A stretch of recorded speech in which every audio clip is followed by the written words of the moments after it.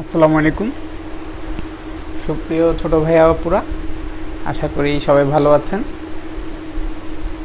তো আশা করি আমার কথা এবং আমার বোর্ডও ক্লিয়ারলি দেখা যাচ্ছে।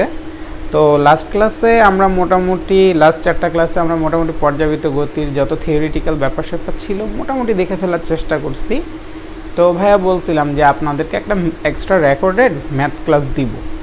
তো দেখা গেছে যে আমি আগের ক্লাসগুলোতে এবার হচ্ছে থিওরিতে একটু অন্যরকম থিওরি ছিল, দ্যাটস সাইড বেশি ফোকাস করতে গিয়ে বেশি অঙ্ক করাতে পারি নাই। তাছাড়াও ভাইয়ের কিছু সমস্যা ছিল যে জন্য বেশি অঙ্ক ফোকাস করে ওইভাবে করাতে পারিনি, কারণ অ্যানালাইসিসের দরকার হয়তো অঙ্ক কোনটা করাবো না। তো দেখা গেছে যে লাস্ট ক্লাসটা এই জন্যই নেওয়া যে আপনাদেরকে কতগুলো ম্যাথ করায় দেওয়ার চেষ্টা করব, সহজ কঠিন মিলাই করব। তো প্রথমত যেই অঙ্কগুলো খুঁজে পেলাম এগুলো সব সহজই দেখতেছি, আর এই চ্যাপ্টারে তেমন কোনো কঠিন কিছু নেই, কিছু কঠিন জিনিস হয়তো বা আছে, সেগুলো ভাই একটু পরে দেখাবো পর্যায়ক্রমে, ঠিক আছে। তো welcome to our math recorded class. তো আমরা শুরু করি, ঠিক আছে। আর আপনারা সবাই অবশ্যই হাতের কাছে খাতা কলম এবং ক্যালকুলেটর নিয়ে বসবেন, আমার সলভ দেখার অপেক্ষায় থাকবেন না। আপনারা এগুলো ইজিলি পারবেন। আপনারা হচ্ছে যে প্রশ্ন পড়বেন এবং হচ্ছে যে আমি প্রশ্নগুলো পড়ে দেবো, সমস্যা নেই, আমি কিছু কিছু সলভ করার টেকনিক বলে দেবো। তো আপনারা প্রশ্ন পড়বেন এবং কোন সূত্র হবে সেটা নিজে থেকে ফাইন্ড আউট করার চেষ্টা করবেন। ইন দ্যাট কেস দেখা যাবে যে আপনি হুট করে নতুন কোনো ম্যাথ আপনার চোখের সামনে পড়লেও আপনি পারবেন জিনিসটা, ঠিক আছে। তো আচ্ছা, যাই হোক আমি শুরু করি। আমার রেকর্ডের কি চলতেছে? হ্যাঁ চলতেছে। আচ্ছা, তো আমার প্রথম প্রশ্নটা কী ছিল? প্রথম প্রশ্নটা ছিল যে সিম্পল হারমোনিক মোশনে আছে এমন কোনো একটা কণার পর্যায়কাল যদি 5 সেকেন্ড হয়, পর্যায়কাল কি হয়? 5 সেকেন্ড। তার মানে সিম্পল হারমোনিক মোশন আছে এমন একটা কণার টি ইকুয়াল টু কত দেওয়া আছে? 5 সেকেন্ড, ঠিক আছে। সাম্যাবস্থান থেকে যে কোনো একদিকে বিস্তারের 1/4 যেতে তার কত সময় লাগবে? মানে কণাটা যেহেতু সরল ছন্দিত স্পন্দনে আছে, মনে করেন যে আমার যদি একটা সরল দোলক থাকে, তার কি একটা সাম্য অবস্থা থাকবে, সাম্য অবস্থা থেকে সে একবার এদিকে যাবে একবার এদিকে যাবে, ঠিক না? ব্যাপারটা কিন্তু এরকম, সাম্য অবস্থা থেকে এদিকে যাবে, ঠিক আছে।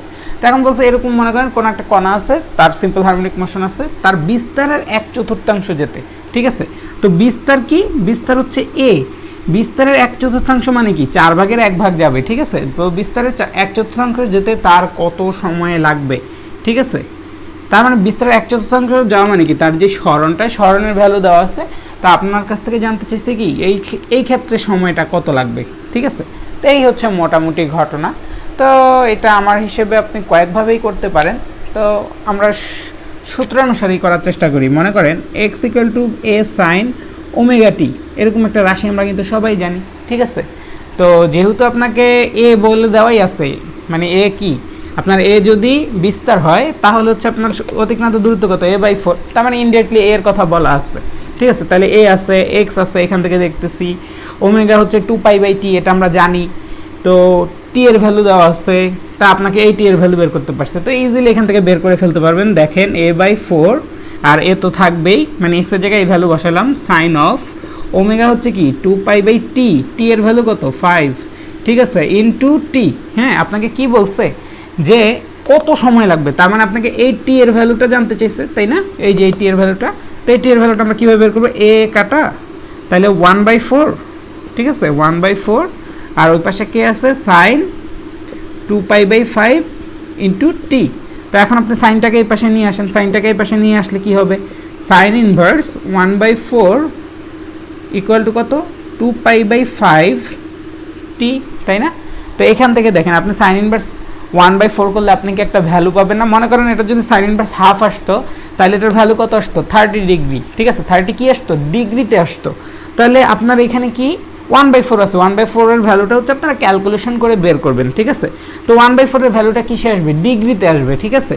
তো এখন একটা জিনিস খেয়াল করেন, এইখানে যে ভ্যালুটা দেওয়া আছে এটা কি রেডিয়ানে দেওয়া আছে না? আমরা কিন্তু এখানে যে ডিগ্রির ভ্যালুটা পাবো সেই ডিগ্রি ভ্যালুটা ডিগ্রিতে রাখা যাবে না, আপনি এটাকে কিসে নিয়ে যাবেন? রেডিয়ান নিয়ে যাবেন। আমরা কি জানি 180 ডিগ্রিতে কত? পাই রেডিয়ান।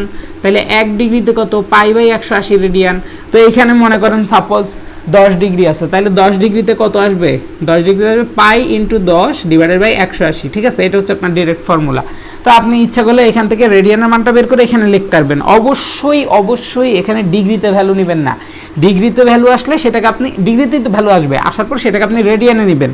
সেই রেডিয়ানের ভ্যালুটা মনে করেন 5, সেটা লিখলেন, ঠিক আছে। আর এখান থেকে কি আছে? 2π/5 টি, এখানে তো রেডিয়ানেই আছে অলরেডি। তাহলে ধরেন 5 × 5 = 25 ডিভাইডেড বাই 2π, ভাগ করবেন, তাহলে টি এর ভ্যালু যা আসে তাই আপনার উত্তর। তো আশা করি আপনারা সবাই অঙ্কটা হচ্ছে বাসার মধ্যে ক্যালকুলেশন করবেন, ক্যালকুলেশন করে আপনারা উত্তরটা যখন দেখাবেন ভাই ইনশাল্লাহ দেখে দেবো। ভাই আপনাদের বিগত লেকচার মানে যে SW-গুলো করছেন চেক করি নেই, সত্য কথা যেটা, সুযোগ পাই নেই। তো আমি ইনশাল্লাহ চেক করে দিব, দেখি আজকেই বসবো আপনাদের এটা চেক করে দিব ক্লাস নেওয়ার শেষে। তো আশা করি বুঝতে পারছেন এই অঙ্কের মেইন ঝামেলাটা কোথায়। মেইন ঝামেলাটা হচ্ছে এই যে ডিগ্রিতে নিয়ে নেবেন, একটা রাখবেন ডিগ্রিতে আর একটা থাকবে রেডিয়ানে, ভাগ দেবেন ঠিকই কিন্তু অঙ্ক হবে না, কারণ একটা ডিগ্রিতে একটা রেডিয়ানে, আপনার দুইটাতেই রেডিয়ানে রাখতে হবে, ঠিক আছে। অথবা আপনি যদি বলেন যে ভাই দুইটাতেই ডিগ্রি নিব, তাহলে এখানে আপনার পায়ের জায়গা কত নিতে হবে, 180 নিতে হবে। তো আমি সবসময় সাজেস্ট করি আপনার রেডিয়ানে নেন, কারণ অঙ্কগুলো রেডিয়ানে থাকে, ঠিক আছে। তো এই হচ্ছে ঘটনা। দেখেন এরই মধ্যে আমাদের প্রথম অঙ্কটা শেষ হয়ে গেল। অঙ্কটা খুবই সহজ, আপনারা বলতেছেন ভাই এটা তো আমরা পারি, আচ্ছা পারলে খুবই ভালো, এটা মানে আমার ভালো লাগবে আপনার পারলে। আচ্ছা সেকেন্ড অঙ্কটা দেখেন, একটা টিউনিং ফর্কের একটি বাহুর প্রান্ত প্রতি সেকেন্ডে 500টা কম্পাঙ্ক দেয়, ঠিক আছে। একটা টিউনিং ফর্কের একটা বাহু আছে, তাকে মনে করেন এমনি করে বাড়ি দিলাম, টিউনিং ফর্ক কি এমনি করে বাড়ি দিলে সে টং করে এরকম করে কাঁপতে থাকে, তাই না, এই যে এরকম, মেবি এইটাই টিউনিং ফর্ক, তাই না, এই যে এখানে একটা বাড়ি দিলে টং করে এরকম কাঁপতে থাকে জিনিসটা, হ্যাঁ। তো এখন বলছে যে তার বাহুর এক প্রান্ত প্রতি সেকেন্ডে 500 কম্পাঙ্ক দেয়, ঠিক আছে। তার মানে কম্পাঙ্ক এফ এর ভ্যালু দেওয়া আছে, আপনাকে কত দেওয়া আছে, 500 হার্টজ, ঠিক আছে। আচ্ছা তো এখন বলছে যে এটা হচ্ছে একটা সিম্পল হারমোনিক মোশন হচ্ছে এখানে, এটাও বলে দিছে। তো বলছে এর বিস্তার 0.6 মিলিমিটার, মানে হচ্ছে এর ভ্যালু কত, 0.6 মিলিমিটার, এবং সরণ x = 0.3 মিলিমিটার। তো বলছে অবনমন উপেক্ষা করলে, আচ্ছা অবনমন উপেক্ষা করলে মানে কি, দেখেন আপনি একটা জিনিসকে যখন বাড়ি দিচ্ছেন সে আলটিমেটলি কি হচ্ছে, ধীরে ধীরে থেমে যাচ্ছে না, থেমে যাচ্ছে। তো এই যে থেমে যাচ্ছে তার মানে কি একটা অবনমন ঘটতেছে না। তো আমরা ধরে নিলাম এখানে বাতাসের বাধা নেই, কিছু নেই, তার মানে অবনমন উপেক্ষা হইলো, সে তাকে একটা বাড়ি মারলে সে আজীবন এরকম টুং করতে থাকবে, কারণ বাতাসের বাধা নেই, ঘর্ষণ নেই, ঠিক আছে। তো এই অবনমনটাকে যদি উপেক্ষা করি, বাহু প্রান্তে ত্বরণ কত হবে, ঠিক আছে। একটা বলছে কি, এই যে দেখেন এই যে এত সরণের জন্য ত্বরণ কত হবে, বা বাহু প্রান্তে ত্বরণের মান কত হবে। আরেকটা বলছে সর্বোচ্চ ত্বরণ বা এ ম্যাক্সের ভ্যালু কত হবে, ঠিক আছে। আচ্ছা তো এখন দেখেন আমরা এ এক্স বা ত্বরণ, আমরা সরল চলিত স্পন্দনের ক্ষেত্রে কিন্তু ত্বরণের সূত্র শিখছি। ত্বরণ কি, এ ইকুয়াল টু কি, ওমেগা স্কোয়ার এক্স, এটা কিন্তু ভাইয়া প্রুফ করে আপনাদেরকে দেখাইছিলাম, ঠিক আছে। ওমেগা ইকুয়াল টু কি, 2π/t স্কোয়ার ইন্টু এক্স। তো এখন দেখেন আপনাকে কি দেওয়া আছে, এফ দেওয়া আছে না, তাহলে আমরা কি জানি 1/t = f, তার মানে ওমেগা ইকুয়াল টু কি 2πf স্কোয়ার ইন্টু এক্স, ঠিক আছে। তো এটা কীভাবে লেখা যায়, 4π² f স্কোয়ার ইন্টু এক্স। তো এখন দেখেন 4 তো জানেন, পাইয়ের ভ্যালু জানেন, এফ এর ভ্যালু জানেন, এক্স এর ভ্যালু জানেন, তাইলে আপনার এই যে কোনো একটা প্রান্তে বা যে কোনো একটা সরণের ফলে যে এই ত্বরণ সেটা আপনি বের করে ফেলতে পারলেন না এটার মাধ্যমে, সেম কিন্তু। আচ্ছা আপনাকে যখন সর্বোচ্চ ত্বরণ বলবে তখন আপনি এখানে কি নেবেন, এখানে নিতে হবে সর্বোচ্চ বিস্তার, কারণ আমরা কি জানি যখন একটা সরল দোলক সে হচ্ছে সর্বোচ্চ বিস্তারে যায় তখন তার ত্বরণও সর্বাধিক হয়, তখন তার এইখানে বেগের ভ্যালু কত হয়, 0, এখানে ত্বরণ কত হয়, ম্যাক্সিমাম, এখানে সরণ কতটুকু হয়, ম্যাক্সিমাম, এখানে আপনার বল যেটা হয় সেটাও কি ম্যাক্সিমাম, সবসময় মাথায় রাখবেন, ঠিক আছে। আচ্ছা তো যাই হোক এই হচ্ছে মোটামুটি ঘটনা। আর বেগ কোথায় ম্যাক্সিমাম হয়, সাম্যাবস্থায় আসলে বেগ ম্যাক্সিমাম হয়, ঠিক আছে। এই হচ্ছে ঘটনা। তো আশা করি এখানে যদি এ দেই, এখানে এ হবে, এখানে এ হবে, এখানে এ হবে, তো অঙ্ক কিন্তু শেষ, একটার ভিতরে দুইটা, ঠিক আছে। অঙ্ক দেখতে বড় কিন্তু অঙ্ক আসলে ছোট, কেমন বেশি সহজ অঙ্ক হয়ে গেছে না। আমি এগুলোই পাইলাম খুঁজা, তো এগুলোই সলভ করতেছি। আচ্ছা করি একটা একটা করে, যাই হোক কোথায় থেকে শুরু করি, আচ্ছা নিচের এগুলো থেকে শুরু করি, এগুলো হয়তো আপনারা আগে করছেন, আরেকবার করি ভাইয়ার সাথে, আরেকবার করেন, হ্যাঁ। তো বলছে সিম্পল হারমোনিক মোশনে একটা কণা আছে, তার যে বিস্তার সেই বিস্তার a = 15 মিটার, সরণ দেওয়া আছে যে কোনো একটা সরণ সেটা হচ্ছে 10 মিটার, কম্পাঙ্ক দেওয়া আছে f = কত, 18 হার্টজ, ঠিক আছে। তারপর আপনাকে বলছে যে এই জিনিসগুলো যদি হয়, কোনো একটা কণার সিম্পল হারমোনিক মোশন আছে তার ক্ষেত্রে যদি বিস্তার এত হয়, সরণ এত হয়, তার কম্পাঙ্ক যদি এত হয়, তাহলে বলছে যে কণার বেগ কত, ঠিক আছে। ওই মুহূর্তে কণার বেগ কত, মানে এত সরণের ফলে কণার বেগ কত, তারপরে কণার সর্বোচ্চ বেগ কত, কণার ত্বরণ কত হতে পারে এবং কণার সর্বোচ্চ ত্বরণ কত হতে পারে, ঠিক আছে। বলছে এই সরণের ফলে কণার যেই বেগ সেটা বের করো, এই সরণের ফলে কণার যেই ত্বরণ সেটা বের করো, আর হচ্ছে সর্বোচ্চ বেগ কত হইতে পারে সেটা বের করো, সর্বোচ্চ ত্বরণ কত হইতে পারে সেটা বের করো, ঠিক আছে। তো আমার ধারণা এই জিনিসটাও আপনারা খুব সহজে পেরে যাবেন, ঠিক আছে। এই জিনিসটা আপনাদের বাড়ির কাজ, এটা খুবই সহজ, সূত্র ফেলে দিলে অঙ্ক শেষ, সবই দেওয়া আছে, ঠিক আছে। এটা করে ফেলেন আপনারা, কেমন। তো এই হচ্ছে এটার ঘটনা, ঠিক আছে। এটা হচ্ছে টোটাল এইচডব্লিউ, হ্যাঁ। আচ্ছা, আরেকটা জিনিস আছে দেখি তার উপরে, সিম্পল হারমোনিক মোশনে এটা যদি পারেন এটা করতে আপনাদের 1 থেকে 1.5 মিনিট লাগবে, ঠিক আছে। সিম্পল হারমোনিক মোশনে আছে কোন একটা কণা, তার যেই আপনার সরণের সমীকরণ, সেই সমীকরণটা দেওয়া আছে আমাকে, ঠিক আছে। সমীকরণটা কত দেওয়া, 16 cos omega t plus delta, কেমন। আচ্ছা, তো এখন বলছে যে এই ক্ষেত্রে হচ্ছে আমার যে পর্যায়কাল, সেই পর্যায়কালের মান দেওয়া আছে t = 10 সেকেন্ড, আদি সরণ, ঠিক আছে। আদি সরণ ধরলাম x নট এর ভ্যালু কত দেওয়া আছে, 0.05 মিটার, 0.05 মিটার, ঠিক আছে। তারপরে কণার যেই আপনাকে এখন কি বের করতে বলছে, আপনাকে বের করতে বলছে কণার বিস্তার কত, কণার কৌণিক কম্পাঙ্ক কত, কণার আদি দশা কত, তারপরে বলছে 4 সেকেন্ড পরে কণার যেই দশা হবে সেই দশা কত, ঠিক আছে।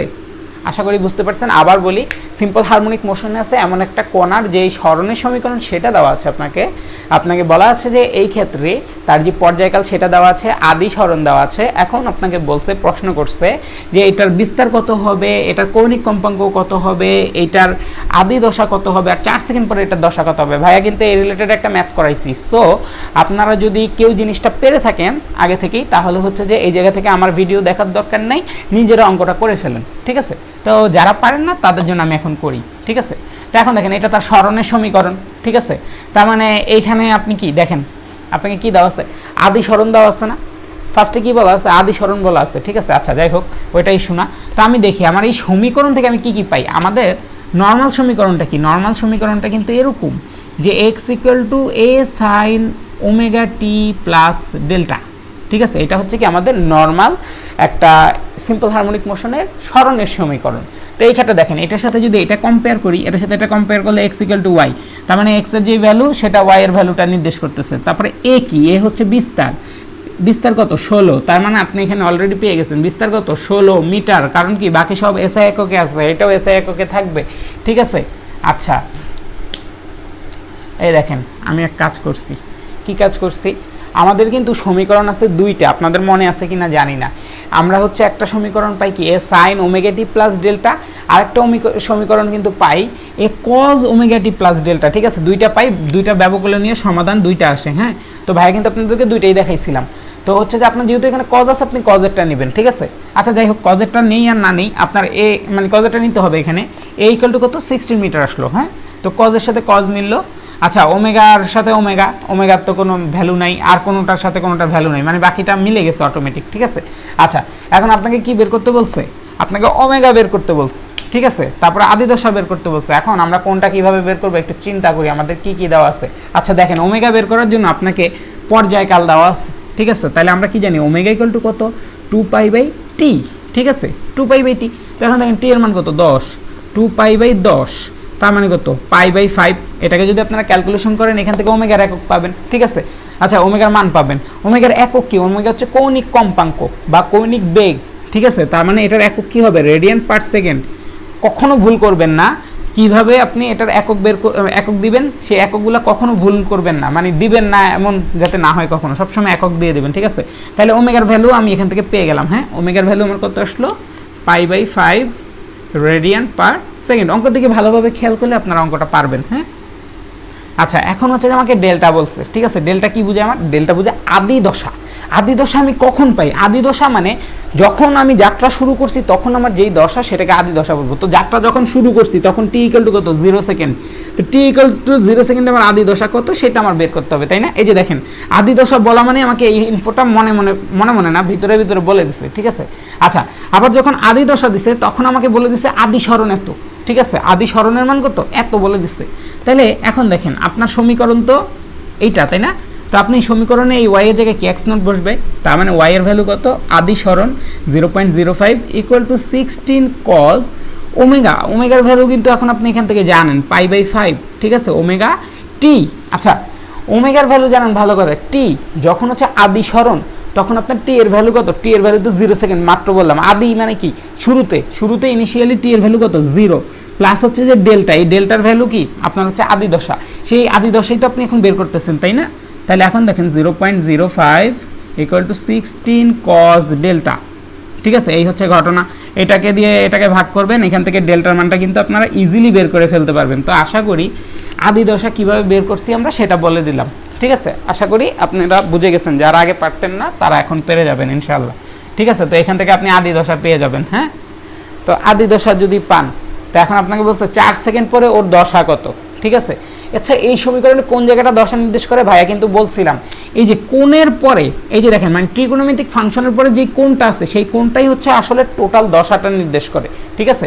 আপনাকে যদি এই ফাংশনের টোটাল দশা কত বলে, দশা ইকুয়াল টু হচ্ছে ওমেগা টি প্লাস ডেল্টা, আর আদি দশা কোনটা, আদি দশা হচ্ছে শুধু এই ডেল্টা, ঠিক আছে। আশা করি বুঝতে পারছেন, পুরোটা হলে কি টোটাল দশা। এখন আপনাকে বলছে 4 সেকেন্ড পরে দশা বলছে না, আপনি কিন্তু আগের ইয়েতে আপনি ডেল্টার মানটা বের করছেন, মনে করেন আমি জানি না কত, মনে করেন ডেল্টার মানটা হচ্ছে আপনার 2, ঠিক আছে, ডেল্টার মানটা কত 2। তো এখন দেখেন আপনাকে যখন 4 সেকেন্ড পরে দশা বলবে তখন কিন্তু আর টি এর মান 0 না, ঠিক আছে, তখন কিন্তু টি এর মান 0 না, টি এর মান কত তখন 4 সেকেন্ড। হ্যাঁ, তাহলে এখন দেখেন আপনি ওমেগার মান কত পাইছেন, ওমেগার মান পাইছেন π/5 ইনটু আপনার টি এর ভ্যালু কত এখন 4 সেকেন্ড প্লাস আপনি ডেল্টার ভ্যালু একটু আগে বের করছেন, মনে করেন ভাইয়া ধরে নিচ্ছি ডেল্টার ভ্যালু কত 2, তো এখান থেকে আপনি একটা দশার ভ্যালু পাবেন না, দশার ভ্যালু কিন্তু পাবেন, ঠিক আছে। আর দশা মানে কি, দশা মানে কি, এই যে দেখেন কজের ভিতর যেটা আছে বা সাইনের ভিতর যেটা আছে সেটাকে আমরা দশা বলতেছি না, তার মানে এই জিনিসটা কি একটা কোণ, তার মানে দশার একক কি হবে কোণ, আর এখানে আমরা সবকিছু কি রেডিয়ান এককে নিব, ঠিক আছে। তাহলে এই কোণ যেটা আসবে সেটার একক কি হবে রেডিয়ান, তার মানে দশার একক কি হবে রেডিয়ান হবে। তো আশা করি আপনারা জিনিসটা বুঝতে পারছেন টোটাল অঙ্কটা কিভাবে করতে হবে, ঠিক আছে। তো এইভাবে করবেন। আচ্ছা ভাইয়া শেষের দুইটা অঙ্ক মুছে দিচ্ছি, এইগুলো আপনারা করে ফেলবেন বাসার মধ্যে, ঠিক আছে। আচ্ছা এখন দেখি কি আছে, এখন বলছে 4 কেজি ভরের একটা ব্লক, ঠিক আছে। শুনেন, অঙ্ক দেখবেন আর সাথে সাথে হচ্ছে যে কোনটা কি সেটা লিখতে থাকবেন, ঠিক আছে, চেনা পরিচিত হওয়া জরুরি।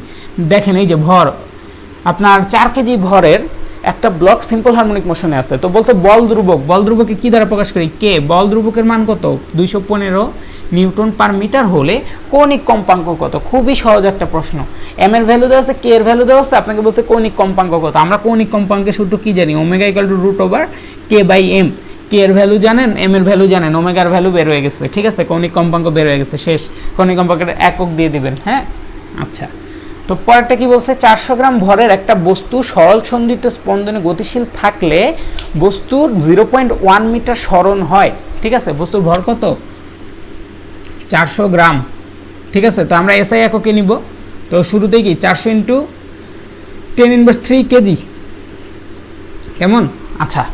তো এটা নিয়ে নিলাম, তারপর বলছে যে এত সরলসন্ধিত স্পন্দনে গতিশীল থাকলে আপনার বস্তু সরণ হয় কতটুকু, সরণের মান দিচ্ছে x = 0.1 মিটার। সবসময় মনে রাখবেন বিস্তার যদি উল্লেখ না থাকে তাইলে কোনো কিছুতে এ দিবেন না, সরণ বলছে 0.1 মিটার, ব্যাস শেষ। তো এখন বলছে এর উপর যদি 50 নিউটন প্রত্যয়নী বল থাকে, বলছে এর উপর 50 নিউটন প্রত্যয়নী বল থাকলে আপনার দোলনকাল কত, ঠিক আছে। প্রত্যয়নী বল Fs, সেটাকে কত বলছে 50 নিউটন, ঠিক আছে। দোলনকাল কত এখন জানতে চাইছে, t = হোয়াট, প্রশ্নটা খেয়াল করছেন। আচ্ছা, তো এখন দেখেন প্রত্যয়নী বল কি সেটা আগে আমার প্রথমে বুঝতে হবে। আপনারা আশা করি সবাই জানেন প্রত্যয়নী বলটা কি, মনে করেন যে এটা আমার একটা সরল দোলক। প্রত্যয়নী বল মেইনলি হচ্ছে যে আমরা স্প্রিং এর ক্ষেত্রে ইউজ করি, ঠিক আছে। আচ্ছা, স্প্রিং এর ক্ষেত্রেই বলি তাহলে আপনাকে, মনে করেন এটা হচ্ছে আপনার একটা স্প্রিং, হ্যাঁ, স্প্রিংকে যখন আপনি এদিকে টানতেছেন, স্প্রিং তার বিপরীত দিকে সমান ও বিপরীত একটা বল দিচ্ছে, আপনি এদিকে এফ দিলে স্প্রিং তার বিপরীত দিকে প্রতিক্রিয়া স্বরূপ আরেকটা বল দিচ্ছে, ঠিক আছে। এই যে বলটা দিতেছে সেটা হচ্ছে কি আপনার প্রত্যয়নী বলটা, ঠিক আছে। প্রত্যয়নী বল কি করতেছে, তাকে তার সাম্যাবস্থা দিকে টেনে আনতে চাইতেছে। সরল দোলকের বেলায় কি হইতো, এই জায়গায় গেলে কি একটা ফোর্স উৎপন্ন হইতো না, সেই ফোর্সটা তাকে তার সাম্যাবস্থায় নিতে চাইতো না, এটাই তার প্রত্যয়নী বল, ঠিক আছে। তো আশা করি বুঝতে পারছেন আপনারা জিনিসটা কি, ঠিক আছে। আচ্ছা, আপনাকে তাহলে বলছে কি যে প্রত্যয়নী বলের মান 50 নিউটন হলে তার দোলনকাল কত, ঠিক আছে। তার মানে আপনাকে টি চাইছে, আলটিমেটলি কি চাইছে, টি চাইছে, হ্যাঁ, টি = হোয়াট। আচ্ছা, তাইলে এখন আমার টার্গেট কি, আমার কাজ কি, আমি আগে দেখি যে আমার টি বের করতে কি লাগে, হ্যাঁ, বা পর্যায়কাল বের করতে কি লাগে। টি = কি সূত্র আছে, 2π, দেখেন একটা সূত্র আছে, টি = 2π √/k/m, এই সূত্রটা কিন্তু আপনাদেরকে আমি দেখাইছিলাম, ঠিক আছে। তো এখন দেখেন আপনার এখানে কি আছে, এম এর ভ্যালু আছে না, এম এর ভ্যালু আপনি জানেন, হ্যাঁ, কে এর ভ্যালু কিন্তু জানেন না, কে এর ভ্যালু আপনাকে বের করতে হবে, তাই না? কে এর ভ্যালু বের করার জন্য এই দুইটা ডিজিট আপনাকে দিয়ে দিছে। আমরা হুকের সূত্র থেকে কি জানি, প্রত্যয়নী বল সমানুপাতে কি মাইনাস এক্স, এটা কিন্তু আমরা শিখছিলাম, হ্যাঁ। তার মানে এফ এস ইকুয়াল টু কি মাইনাস কে এক্স। তো যেহেতু আমি ক্যালকুলেশন করতেছি আমি মাইনাসটা না দেই, মাইনাসটা কেন, কারণ হচ্ছে যে বল আর সরণের দিকটা হচ্ছে বিপরীত দিক, সেই জন্য মাইনাস, ঠিক আছে। তাইলে এখন দেখেন এখান থেকে আপনি কে এর ভ্যালু ইজিলি পেয়ে যাবেন এফ এস বাই এক্স। তো এখন দেখেন এফ এস এর ভ্যালু 50 নিউটন, এক্স এর ভ্যালু 0.1 নিউটন। আপনি এখান থেকে কে এর ভ্যালু জানেন, তো কে এর ভ্যালু এখানে বসাবেন, এম এর ভ্যালু এখানে বসাবেন, আপনার পর্যায়কাল কিন্তু চলে আসছে, ঠিক আছে। দেখেন অঙ্কগুলো কিন্তু খুব সিম্পল, জাস্ট একটু করে ধরতে হবে যে কোথা থেকে অঙ্কটা আসতেছে, কেমন। আচ্ছা, তাইলে 2 নম্বরটাও গেল। এখন 3 নম্বরটা কি বলছে, স্প্রিং এর এক প্রান্তে একটা বস্তু ঝুলালে এর 0.15 মিটার প্রসারণ হয়, একটু টেনে ছেড়ে দিলে এর পর্যায়কাল কত, ঠিক আছে। স্প্রিং এর এক প্রান্তে বস্তু ঝুলালে এর সরণ হয় আপনার সরণ বা হ্যাঁ সরণ এক্স, হ্যাঁ এক্স ইকুয়াল টু কত, 0.15 মিটার। আচ্ছা, একটু টেনে ছেড়ে দিলে এর পর্যায়কাল কত, পর্যায়কাল টি ইকুয়াল টু কি, আচ্ছা এই দেখেন এটার সূত্র আরেকটা, t equal to 2 pi root over E by জি, ঠিক আছে। T equal to 2 pi root over E by জি, ঠিক আছে। এটা কি, এটা মানে হচ্ছে ইলাঙ্গেশন বা কতটুকু সে প্রসারিত হয়েছে। তো আপনি এক্স এর জায়গায় এখানে ই ধরেন, এক্স কি কতটুকু প্রসারিত হয়েছে সেটা বোঝায় না। তো এখন দেখেন আপনাকে যেই ডেটা আছে সেই ডেটার উপর ডিপেন্ড করে আপনাকে সূত্র ইউজ করতে হবে। একটু আগে টি এর একটা সূত্র ইউজ করছি, এখন আরেকটা সূত্র ইউজ করতেছি। তাহলে দেখেন তো 2 পাই রুট ওভার ই এর ভ্যালু কত, 0.15, আর আপনার জি এর ভ্যালু কত, জি এর ভ্যালু 9.8 ধরেন। যদি আপনাকে প্রশ্নে বলা থাকে 10 তাহলে 10 ধরবেন, প্রশ্নে যদি 9.78 বলা থাকে 9.78 ধরবেন। তো এখান থেকে যেটা পাবেন সেটাই হচ্ছে কি আপনার দোলনকাল চলে আসবে, ঠিক আছে। তো এটার ক্ষেত্রে কি আপনাকে বুঝতে হবে যে আমার সূত্র কোনটা, ঠিক আছে। আচ্ছা, একটু আগে সূত্রটা কি ছিল, একটু আগে দোলনকালের সূত্র ছিল t equal to 2 pi root over M by k by m, তাই না? এই হচ্ছে ঘটনা ছিল একটু আগে, তাই তো। আচ্ছা, আপনারা সূত্রগুলো একটু খেয়াল করে দেখবেন ভালো করে, হ্যাঁ ভাইয়া না পুরোপুরিভাবে মনে নাই, তো আপনারা সূত্রগুলো একটু ভালো করে দেখবেন। আশা করি ভুল নাই, আবার ভুল থাকতেও পারে। ওমেগা ইকুয়াল টু কি, দাঁড়ান, ওমেগা স্কোয়ার ইকুয়াল টু কি, কে বাই এম না, তাহলে omega equal to root over K by M, ঠিক আছে। আচ্ছা, তো আমি কি জানি টি ইকুয়াল টু কি, আমি একটু সূত্রটা চেক করি, আমার সন্দেহ হচ্ছে 2 পাই বাই ওমেগা, হ্যাঁ তার মানে 2 pi by root over K by M, ঠিক আছে। তার মানে 2 pi into root over M by k হবে, ঠিক আছে। এই যে দেখেন আমি সূত্র ভুল লিখছিলাম, টি ইকুয়াল টু কি 2 pi root over M by কে। তো আগের অঙ্কটাও মনে হয় উল্টা লিখছে, আগের অঙ্কটা ঠিক করে নিয়েন, কেমন। আচ্ছা, তো এখন দেখেন যেটা বলতেছিলাম যে সূত্র টি দিয়ে এটা টি দোলনকাল এটা দিয়েও বের করা যায়, দোলনকাল এটা দিয়েও বের করা যায়, ঠিক আছে। তো দুইটার মধ্যে কিন্তু একটা সম্পর্ক আছে, দেখেন এখানেও টি এখানেও টি, 2 পাই 2 পাই। তার মানে আমি একটা জিনিস বলতে পারি, root over E by G equal to কি, root over M by K, ঠিক আছে। এটা অঙ্ক যদি আমি পাই আপনাদেরকে আমি দেখাবো, পাইলে আর কি দেখাবো, ঠিক আছে। তার মানে দেখেন এটার কি, এটা থেকে আমরা জানলাম e by G equal to m by k. সুতরাং এই চারটা দিয়েও যদি আপনাকে কোনো অঙ্ক দেয় আশা করি করতে পারবেন এখন থেকে, ঠিক আছে। তো এগুলো একটু মাথায় রাখবেন যে সূত্র থেকে সূত্র যাবে, হ্যাঁ এগুলো ছোট ছোট অঙ্ক, সূত্র থেকে সূত্র হইতেই পারে, ঠিক আছে। আচ্ছা, তো পরেরটা কি বলছে, 300 নিউটন মিটার পার মিটার বল ধ্রুবক বিশিষ্ট, কে এর মান কত, 300 নিউটন পার মিটার বল ধ্রুবক বিশিষ্ট কোন একটা স্প্রিংকে ইকুয়াল টু 0.32 মিটার প্রসারিত করতে হলে দৈর্ঘ্য বরাবর কত বল প্রয়োগ করতে হবে, ঠিক আছে। একটা স্প্রিং আছে, স্প্রিংকে প্রসারিত করতে হবে, ঠিক আছে। তো প্রসারিত করবেন কতটুকু, 0.32 মিটার, তো মনে করেন এক্স ধরলাম, ঠিক আছে। প্রসারিত করতে কত বল প্রয়োগ করতে হবে, ঠিক আছে, বল প্রয়োগ করতে হবে এফ পরিমাণ, ঠিক আছে। তো আমরা কি জানি এফ পরিমাণ বল প্রয়োগ করলে সে প্রত্যয়নী বল উল্টা দিকে দেয় এফ এস, ঠিক আছে। আবার এফ এস আর এফ কি সমান সমান, তো এফ এস এর জন্য আমরা সূত্র কি জানি, F S equal to K x minus K x, মাইনাসটা দিলাম না, ঠিক আছে। তার মানে F S equal to F equal to K x, তো এই এফ দিলেই তো সে প্রসারিত হবে এবং অ্যাট দ্য সেম টাইম এই এফ এর কারণেই তো প্রত্যয়নী বল সৃষ্টি হবে, ঠিক আছে। তো আপনি দেখেন আপনাকে কে এর ভ্যালু দেওয়া আছে, এক্স এর ভ্যালু দেওয়া আছে, তাহলে আপনি এফ এর ভ্যালু কিন্তু পেয়ে গেছেন, ঠিক আছে। তারপরে আমাকে কি বলছে, 6 কেজি ভরের কোনো বস্তুর স্পন্দনের বিস্তার, ঠিক আছে। 6 কেজি ভরের এম ইকুয়াল টু কত, 6 কেজি, ঠিক আছে। তারপরে স্পন্দনের বিস্তার এ ইকুয়াল টু কত, 2 মিটার, এবং পর্যায়কাল টি ইকুয়াল টু কত, 3 সেকেন্ড হলে প্রত্যয়নী বলের সর্বোচ্চ মান কত। তো আমরা কি জানি প্রত্যয়নী বল এফ ইকুয়াল টু কি, কে এক্স, মাইনাসটা বাদ দিলাম আবারও, ঠিক আছে। তো আপনার এখানে কি দেওয়া আছে, আপনার এখানে আচ্ছা প্রত্যয়নী বলে সর্বোচ্চ মান চাইছে না, সর্বোচ্চ মান আমি কখন পাবো দেখেন তো, কে এর মান তো একটা ধ্রুবক, কে এর মান আমি বের করবো কোনো না কোনো ভাবে, জানি না কিভাবে বের করবো, কিন্তু কে এর মান বের করবো, ঠিক আছে। কিন্তু প্রত্যয়নী মান দেখেন কে এর মান তো ধ্রুবক, তার মানে ফিক্সড, তার মানে সরণের মান যখন সর্বোচ্চ হবে তখনই আপনি কি প্রত্যয়নী বলের মানটা সর্বোচ্চ পাবেন, ঠিক আছে, তার মানে সরণটা যদি বিস্তারের সমান হয়, একটা সরল দোলন গতি সম্পন্ন বস্তুর সর্বোচ্চ যে সরণ হতে পারে সেটা তার বিস্তারের সমান, তার মানে আপনার এক্স এর জায়গায় কি হবে, এ বসবে। ঠিক আছে, তার মানে a = 2 মিটার, এটা অলরেডি আমি পেয়ে গেছি। আমাকে কিসের ভ্যালু বের করতে হবে, কে এর ভ্যালু বের করতে হবে। ঠিক আছে, তো এখন দেখেন আমাকে পর্যায়কাল দেওয়া আছে, ভর দেওয়া আছে, তো আমার কে এর মান বের করতে হবে না। তো সূত্র দেখেন t = আমরা কি জানি, 2π√m/k না, সূত্রটা একটু ভালো করে খেয়াল করেন। ঠিক আছে, আমি কি আবার ভুল করলাম, মনে হয় না, মনে হয় এটাই ঠিকই আছে। ঠিক আছে, আমার সূত্র ভুলে গেছি, মাথায় আসতেছে না। 2π√m এর মান কত, 6, আর কে এর ভ্যালু আপনার বের করতে হবে। ঠিক আছে, তো কে এর ভ্যালু এখান থেকে স্কোয়ার করবেন, স্কোয়ার করলে কত, 3 × 9, 4π² × 6/k। ঠিক আছে, এখান থেকে কে এর ভ্যালুটা বের করে ফেলবেন, কে এর ভ্যালু এখানে বসাবেন, আর এর ভ্যালু কত, 2, বা এক্স এর ভ্যালু হচ্ছে এ, এর ভ্যালু কত, 2। তাহলে আপনার সর্বোচ্চ যেই আপনার প্রত্যয়নী বলের মান সেটা আপনারা বের করে ফেলতে পারবেন। ঠিক আছে, তো এখানে দেখেন অঙ্কগুলো কিন্তু খুবই সহজ সহজ, আপনারা জাস্ট একটু বুঝে বুঝে করতে হবে যে এটা থেকে এটা বের হবে, ওটা থেকে এটা বের হবে। যত বেশি প্র্যাকটিস করবেন তত ভালো হবে। ঠিক আছে, তো আপনাদের আশা করি থিওরি পড়া শেষ। তো আপনারা যখন আপনাদের বই খুলবেন, আপনাদের ইসাক স্যারের বই থাকুক বা তপন স্যারের বই থাকুক বা গিয়াস স্যারের বই থাকুক, যাহারই বই থাকুক, পিছনের অঙ্কগুলোকে নিজেরা সলভ করা শুরু করে দেন। ঠিক আছে, তো এই হচ্ছে আমাদের প্রথম টাইপ চলে গেল। দেখি ভাইয়া অন্য কিছু টাইপ আবার দেখানো শুরু করবো একটু পরে। ঠিক আছে, আচ্ছা সবাই এবার দেখেন যে আমরা গতকালকে কিন্তু দোলনকাল বের করাটা শিখছিলাম। হ্যাঁ, তো দোলনকাল বিষয়ক কিছু অঙ্ক আছে, সেগুলো আমরা একটু করার চেষ্টা করি। দেখেন আপনার প্রথম অঙ্কে কী বলছে, 1 মিটার দীর্ঘ একটা দোলক 1 সেকেন্ডে 2টা দোলন দেয়। হ্যাঁ, 1 মিটার দীর্ঘ একটা দোলক, তার মানে আমরা কি জানি, একটা সরল দোলকের কি থাকে, আপনার একটা সরল দোলকের কার্যকরী দৈর্ঘ্য থাকে এল। ঠিক আছে, এল কি আপনার হচ্ছে যে সুতার দৈর্ঘ্যকে যদি ছোট এল ধরি প্লাস হচ্ছে ববের ব্যাসার্ধ। ঠিক আছে, তো তার কার্যকরী দৈর্ঘ্যই দেওয়া আছে এখানে। যদি নাও বলে দেওয়া থাকে 1 মিটার দীর্ঘ দোলক বলতে আপনি কার্যকরী দৈর্ঘ্য বুঝবেন, তো আপনাকে এল এর ভ্যালু কত দেওয়া আছে, 1 মিটার। হ্যাঁ, তারপরে বলছে যে এটা 1 সেকেন্ডে 2টা দোলন দেয়। ঠিক আছে, 1 সেকেন্ডে কয়টা দোলন দেয়, 2টা দোলন দেয়। ঠিক আছে, তা আমরা কি জানি, আচ্ছা জি এর মান চাইছে, তা আমরা কি জানি, আমরা জানি হচ্ছে একটা দোলনে যেই সময় লাগে সেটাই কি বস্তুর দোলনকাল না। তাইলে এখন দেখেন 1 সেকেন্ডে 2টা দোলন দিচ্ছে, তার মানে 2টা দোলন দিচ্ছে 1 সেকেন্ডে, তাহলে একটা দোলন দিচ্ছে কত সেকেন্ডে, 1/2 সেকেন্ডে, তার মানে 0.5 সেকেন্ডে। এটাই কি তার দোলনকাল না, তার দোলনকালটি হচ্ছে এটাই। আপনাকে জি বের করতে বলছে, তো আমরা সরল দোলকের ক্ষেত্রে সূত্র কি জানি, t = 2π√L/g, তাই না।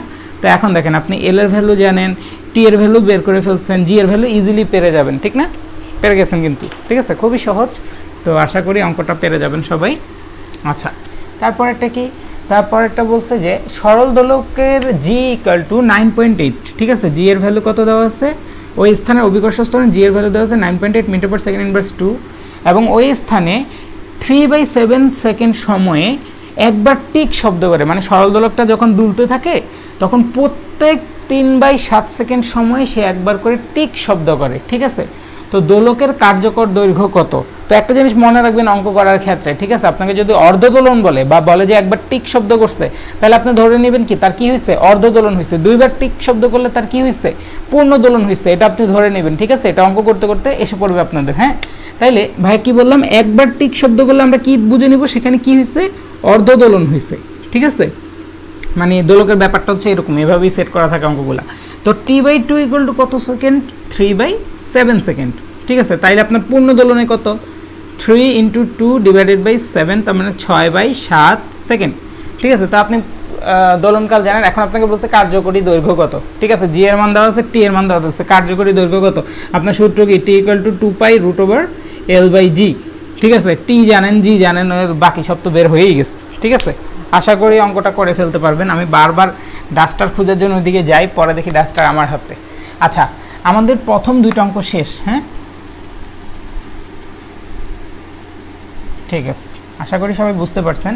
এখন আমরা ওই পাশে যাই। হ্যাঁ, তো ওই পাশে কি বলছে, সেকেন্ড দোলকের দৈর্ঘ্য 2.5 গুণ বৃদ্ধি করলে দোলনকাল কত। ঠিক আছে, প্রথমেই দেখেন কি বলতেছে, সেকেন্ড দোলক। সেকেন্ড দোলক মানে কি, সেকেন্ড দোলক মানে হচ্ছে t = কত সেকেন্ড, বা পর্যায়কাল কত, বা দোলনকাল কত, 2 সেকেন্ড। ঠিক আছে, সেকেন্ড দোলকের দৈর্ঘ্য 2.5 গুণ বৃদ্ধি করলে, ঠিক আছে, তার দোলনকাল কত হবে। তো তার মানে সেকেন্ড দোলকের আদিতে দোলনকাল ছিল এত, সেই সময় তার দৈর্ঘ্য ছিল মনে করেন এত। ঠিক আছে, তো পরবর্তীতে সেকেন্ড দোলককে আমি কি করলাম, দৈর্ঘ্যটা 2.5 গুণ বৃদ্ধি করলাম। তার মানে আপনার L1 যদি আদি দৈর্ঘ্য হয় তাহলে L2 কত হচ্ছে 2.5 ইন্টু L1, ঠিক আছে, 2.5 গুণ বৃদ্ধি করছি, ঠিক আছে। তখন আপনার আবার কী হবে, T2টা চেঞ্জ হয়ে যাবে, ঠিক আছে, যেহেতু L চেঞ্জ হয়ে গেছে T2 কিন্তু চেঞ্জ হয়ে যাবে, হ্যাঁ।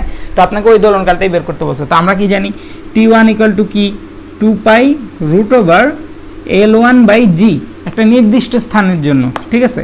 তো ওই নির্দিষ্ট স্থানের জন্য T2 কত হবে 2 pi root over L2 by জি, ঠিক আছে। নির্দিষ্ট স্থানে জি এর মান কিন্তু একই থাকে, কেমন। আচ্ছা, T1 এর ভ্যালু কত দেওয়া আছে 2 সেকেন্ড, ঠিক আছে। তো এখন দেখেন আপনি যদি এটা আপাতত এখানে কি দরকার দেখেন ভাইয়া, মান বসায় দিই, L2 জায়গায় কত 2.5 ইন্টু L1 বসানো যায়, তাই না। তো এগুলো ভাই আপাতত মুছে দিই, এটাকে 1 নম্বর সমীকরণ দিলাম, এটাকে 2 নম্বর দিলাম, ঠিক আছে। তো ধরে নেন ভাইয়া কী করব, 2 ভাগ 1 করলাম, ঠিক আছে। 2 ভাগ 1 যদি করি তাহলে কি আসবে T2 divided by 2 equal to 2 pi কাটা যাবে, আর এখানে থাকবে কি 2.5 L1 divided by G into root over G divided by L1, ঠিক আছে। আপনারা একটু করে দেখবেন তাহলে এটাই আসবে, হ্যাঁ। তাহলে এখান থেকে কি পাচ্ছি 2.5 L1 ডিভাইডেড বাই L1, এটা কাটাকাটি চলে যাবে, ঠিক আছে। তো এটাও কাটাকাটি যাবে, তো অতএব T2 ইকুয়াল টু কত 2 ইন্টু এটা, ঠিক আছে। এই দেখেন আপনার সেকেন্ড যে দোলনকালটা বের করতে বলছে সেটা কিন্তু বের হয়ে গেছে, হ্যাঁ। তো এটা গেল, এই প্রশ্নটাও গেল, আশা করি বুঝতে পারছেন সবাই। তারপর প্রশ্ন, এই প্রশ্নগুলো দেখেন আমি যে প্রশ্নগুলো এখন আনছি এগুলো হচ্ছে বিভিন্ন বোর্ড পরীক্ষার প্রশ্ন, ঠিক আছে।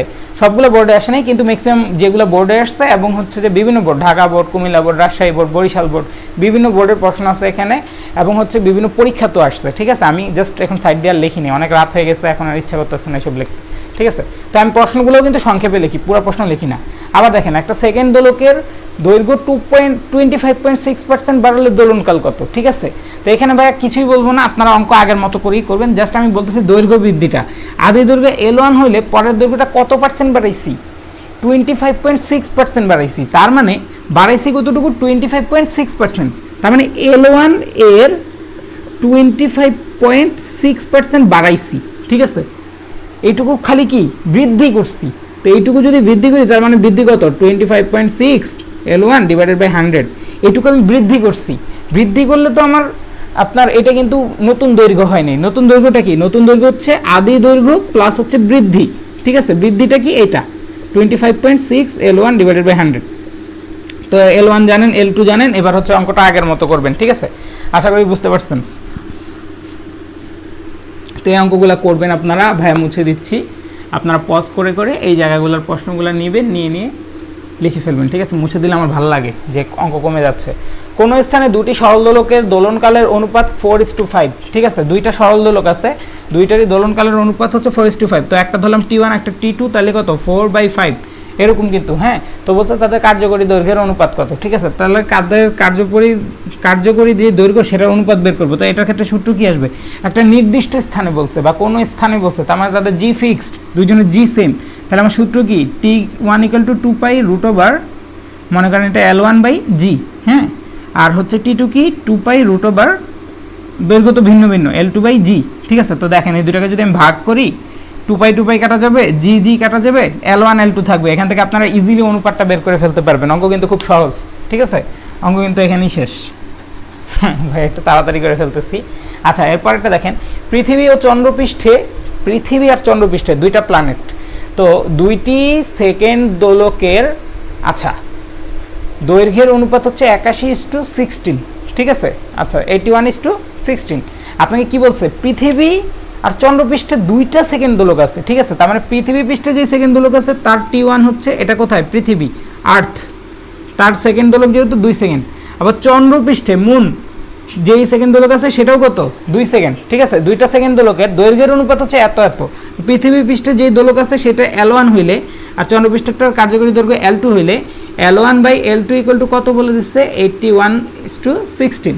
তো এখন আপনাকে বলছে পৃথিবীতে যদি জি এর মান, ঠিক আছে। আচ্ছা এটাও আর্থ দেই, এটাও মুন দেই, ঠিক আছে। পৃথিবীতে জি এর মান যদি 9.81 মিটার পার সেকেন্ড ইনভার্স 2 হয়, ঠিক আছে, তাইলে আপনাকে চাঁদে যে জি এর মান সেটা বের করতে বলছে। তো আশা করি প্রশ্নটা আপনারা বুঝতে পারছেন, ঠিক আছে। তো এখান থেকে যেটা বুঝলাম স্থান ভিন্ন, তার মানে তাদের অভিকর্ষ ত্বরণ ভিন্ন, তাদের এটাও ভিন্ন, কিন্তু তাদের সবগুলো ভ্যালু দেওয়া আছে। তো আপনি দেখেন, আমি যদি টি বাই টিএম করি, ঠিক আছে, টি মানে কি 2 pi root over l e by g, তাই না? আবার এখানে দেখেন 2 pi root over l m by g m, ঠিক আছে। তো এখন দেখেন, আপনি টি টিএম এই দুইটার ভ্যালু জানেন, আবার এলই এল এম এই দুইটার আপনি অনুপাত জানেন, তাহলে জির মান জানেন, জিএম এর মান তো অটোমেটিক বের হবে, আর 2 পাই তো কাটাকাটি গেল, অঙ্ক কিন্তু শেষ, ঠিক আছে। তার মানে অনুপাত করলে এই অঙ্কটা শেষ হয়ে যাচ্ছে। অঙ্ক দেখতেই খতরনাক, কিন্তু অঙ্ক আসলে সহজ। আশা করি বুঝতে পারছেন। এইগুলো আপনারা কিন্তু করে ফেলবেন, কেমন ভাইয়া, জাস্ট একটু করে বলে দিচ্ছি। আচ্ছা, এখন দেখেন 40 সেন্টিমিটার দীর্ঘ সরল দোলক প্রতি মিনিটে 40 বার দোল দেয়, ঠিক আছে। তার মানে একটা সরল দোলক আছে যার দৈর্ঘ্য L1 হচ্ছে 40 সেন্টিমিটার, ঠিক আছে, প্রতি মিনিটে 40 বার দোল দেয়। আচ্ছা, তার মানে 60 সেকেন্ডে সে কয়টা দোল দেয়? 40টি দোল দেয়। হ্যাঁ, তাহলে আমরা এখান থেকে তো আমরা তার দোলনকাল জানি না। তো দেখেন 40টি দোলন দেয় কত সেকেন্ডে? 60 সেকেন্ডে। তাহলে একটি দোলন দেয় কত সেকেন্ডে? একটা দোলনই তো তার দোলনকাল টি। একটা দোলন দেয় হচ্ছে 60/40 সেকেন্ডে, ঠিক আছে। তার মানে 6/4 ভাগ করলে কিছু একটা আসবে, 1 পয়েন্ট সামথিং আসবে, ঠিক আছে, এত সেকেন্ড। তো এটা হচ্ছে কি তার দোলনকাল। হ্যাঁ, আচ্ছা, তো এটা তাহলে T1 ধরলাম, ওইটা L1। এখন তো আপনাকে কি বলছে, যদি এর দৈর্ঘ্য 160 সেন্টিমিটার হয়, ঠিক আছে, মানে আপনাকে L2 দিয়ে দিচ্ছে। L2 কত? 160 সেন্টিমিটার। তাহলে 60 বার দুলতে তার কত সময় লাগে? তাহলে 60 বার দুলতে তার কত সময় লাগবে? ঠিক আছে, কয়বার দুলতে? 60 বার দুলতে, ঠিক আছে।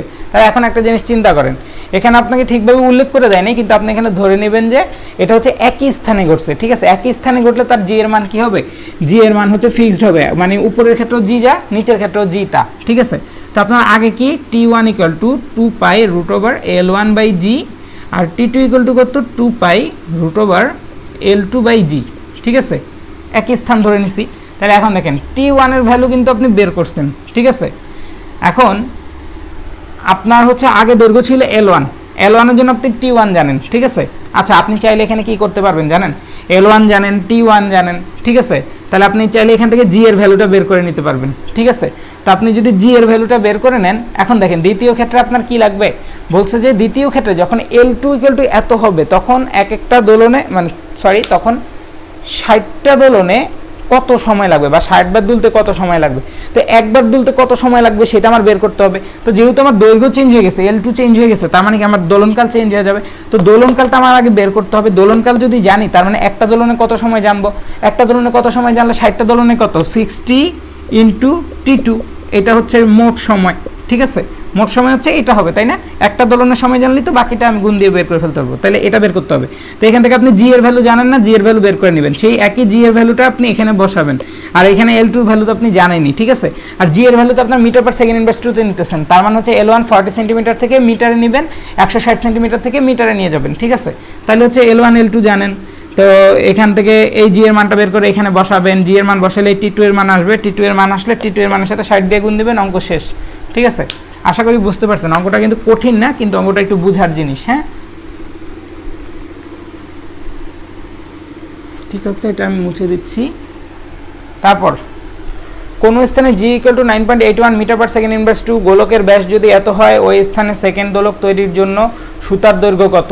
ঠিক আছে, কোন স্থানে জি এর মান দেওয়া আছে কত? জি এর মান 9.81 মিটার/সেকেন্ড/2, গোলকের ব্যাস দেওয়া আছে, ঠিক আছে, গোলকের ব্যাস, তার মানে 0.14, 2r = 0.14, এটা কি মিটারে আছে, ঠিক আছে। তার মানে r = কত? r হচ্ছে 0.7 মিটার, ঠিক আছে। আচ্ছা, তো এখন বলছে যে ওই স্থানে সেকেন্ড দোলক তৈরি করার জন্য, তার মানে আপনার টি এর ভ্যালু কত হবে? 2 সেকেন্ড। সেকেন্ড দোলক তৈরি করার জন্য সুতার দৈর্ঘ্য কত নিতে হবে? আপনাকে বলছে একটা স্থানে জি এর মানে তো ওখানে হচ্ছে ববের দৈর্ঘ্য নিব এত, আর হচ্ছে একটা সেকেন্ড দোলক তৈরি করব, মানে টি = কত? 2 সেকেন্ড হবে, ঠিক আছে। সেই স্থানে আমি যেই সরল দোলকটা বানাবো, সেকেন্ড দোলকটা বানাবো, তার যেই আপনার সুতার দৈর্ঘ্য কি? এই ছোট এল, ঠিক আছে। মানে আপনাকে কার্যকরী দৈর্ঘ্য বলে নেই, কার্যকরী দৈর্ঘ্য কিন্তু বড় এল, ঠিক আছে। বড় এল = কি? L + R। আপনাকে বলছে সুতার দৈর্ঘ্য এল এর মান কত, ঠিক আছে। এই সুতার দৈর্ঘ্য এল এর মানটা বের করতে বলছে, কেমন? আচ্ছা, তো এখন দেখেন আপনি এখান থেকে কি বের করতে পারবেন। এখান থেকে আপনি কি জানেন? T = 2 pi root over L/G, এটা জানেন। জি এর মান দেওয়া আছে, T টি এর মান আপনি 2 সেকেন্ড ধরে নিচ্ছেন, তাহলে আপনি কার্যকরী দৈর্ঘ্য এল এর মান বের করতে পারবেন না। তো কার্যকরী এল এর মান যদি বের করতে পারেন, এই যে এল এর মান হচ্ছে এইটা, তো এল ইকুয়াল টু কি এল প্লাস আর। আবার দেখেন আপনাকে আর এর ভ্যালু দেওয়া আছে। সো আই থিঙ্ক আপনারা এখন সবাই জানেন যে ছোট এল এর মান বা সুতার দৈর্ঘ্য কিভাবে বের করতে হবে, ঠিক আছে। ভাই মনে হয় একটু ফাস্ট বলতেছি, তো আপনারা একটু সুন্দর করে দেখে নেবেন, তাইলে আশা করি বুঝে যাবেন। হ্যাঁ, সমস্যা নাই। আচ্ছা, এখন দেখেন পাহাড়ের চূড়ায় সেকেন্ড দোলকের পরিবর্তিত দোলনকাল এত হলে পাহাড়ের উচ্চতা কত, ঠিক আছে। এই অঙ্ক কিন্তু গতকালকে ভাইয়া করাইছি, হ্যাঁ গতকালকে করাইছি। তো মনে করেন পাহাড়ের চূড়ায় সেকেন্ড দোলকের পরিবর্তিত দোলনকাল, তার মানে পাহাড়ের চূড়ায় যখন টি হিল পাহাড়ের চূড়ায়, তখন সেকেন্ড দোলকের পরিবর্তিত দোলনকাল 3 সেকেন্ড। তার মানে সেকেন্ড দোলক কি, সেকেন্ড দোলক মানে তার দোলনকাল কত, 2 সেকেন্ড হওয়ার কথা। তো 2 সেকেন্ড কোথায়, পৃথিবী পৃষ্ঠে। তার মানে টি অন আর্থ, ঠিক আছে, ভূপৃষ্ঠের উপরে তার দোলনকাল ছিল কত, 2 সেকেন্ড। পাহাড়ের উপর গেছে পরে কত হয়েছে, 3 সেকেন্ড। তো এখন বলছে যে পাহাড়ের উচ্চতা কত, ঠিক আছে। তো আপনাদের কাছ থেকে এটা জানতে চাইছে, তাহলে আমরা কি করব, আমরা নর্মাল সিস্টেম নর্মাল সিস্টেম কি, আচ্ছা ঠিক আছে, ঠিক আছে। দেখেন তাইলে আমি একটা কাজ করি, দুইটার অনুপাত নেই আবারও। দুইটার অনুপাত নিলে টি হিলের জন্য কি হবে, 2 pi divided by √L by g. এই জিটা কি পাহাড়ের উপর জি, পাহাড়ের উপর গেলে জি চেঞ্জ হবে। হ্যাঁ, তো একই সেকেন্ড দোলককে উপরে নিয়ে গেছি, তার মানে তার কি দৈর্ঘ্য চেঞ্জ হয় নাই, ঠিক আছে। তার মানে ওই দোলকের নিচে যে দৈর্ঘ্য ছিল উপরে কিন্তু একই দৈর্ঘ্য আছে এখন, ঠিক আছে। কিন্তু নিচে ভূপৃষ্ঠের মধ্যে যেই জি ছিল উপরে গিয়ে জি চেঞ্জ হয়ে গেছে, সেই জন্য তাদের টি চেঞ্জ হয়ে গেছে, ঠিক আছে। তো এই জিনিসগুলো বোঝার জিনিস, এটা কাটেন, এটা কাটেন, তারপরে এল এলও কাটা যাবে, ঠিক আছে। সব কিছু যদি কাটা যায় এখানে আলটিমেটলি থাকবে কি, আলটিমেটলি থাকবে হচ্ছে √G বাই √GH, ঠিক আছে। এই জিনিসটা থাকবে এখান থেকে কাটাকাটি করে। হ্যাঁ, তো এখন আপনাকে চাইছে যে পাহাড়ের উচ্চতা কত, আমার এখন পাহাড়ের উচ্চতা বের করতে হবে, ঠিক আছে। তো আমি এখান থেকে কি কি জানি, কিছুই জানি না ঠিক আছে, আমি জাস্ট টিএইচ আর টি জানি। হ্যাঁ, তো এখন দেখেন এখান থেকে আমরা কি করতে পারি, ভাই এই জিনিসটা একটু সুন্দর করে গুছায় লিখি, ঠিক আছে।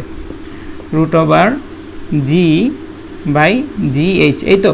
তো এখন দেখেন এখান থেকে আমি গতকালকে মনে হয় আপনাদেরকে বলছিলাম যে জি জি জি ইকুয়াল টু কি, আমরা অভিকর্ষ স্তরণের মহাকর্ষ চ্যাপ্টার থেকে শিখছি g equal to GM by R square, ঠিক আছে।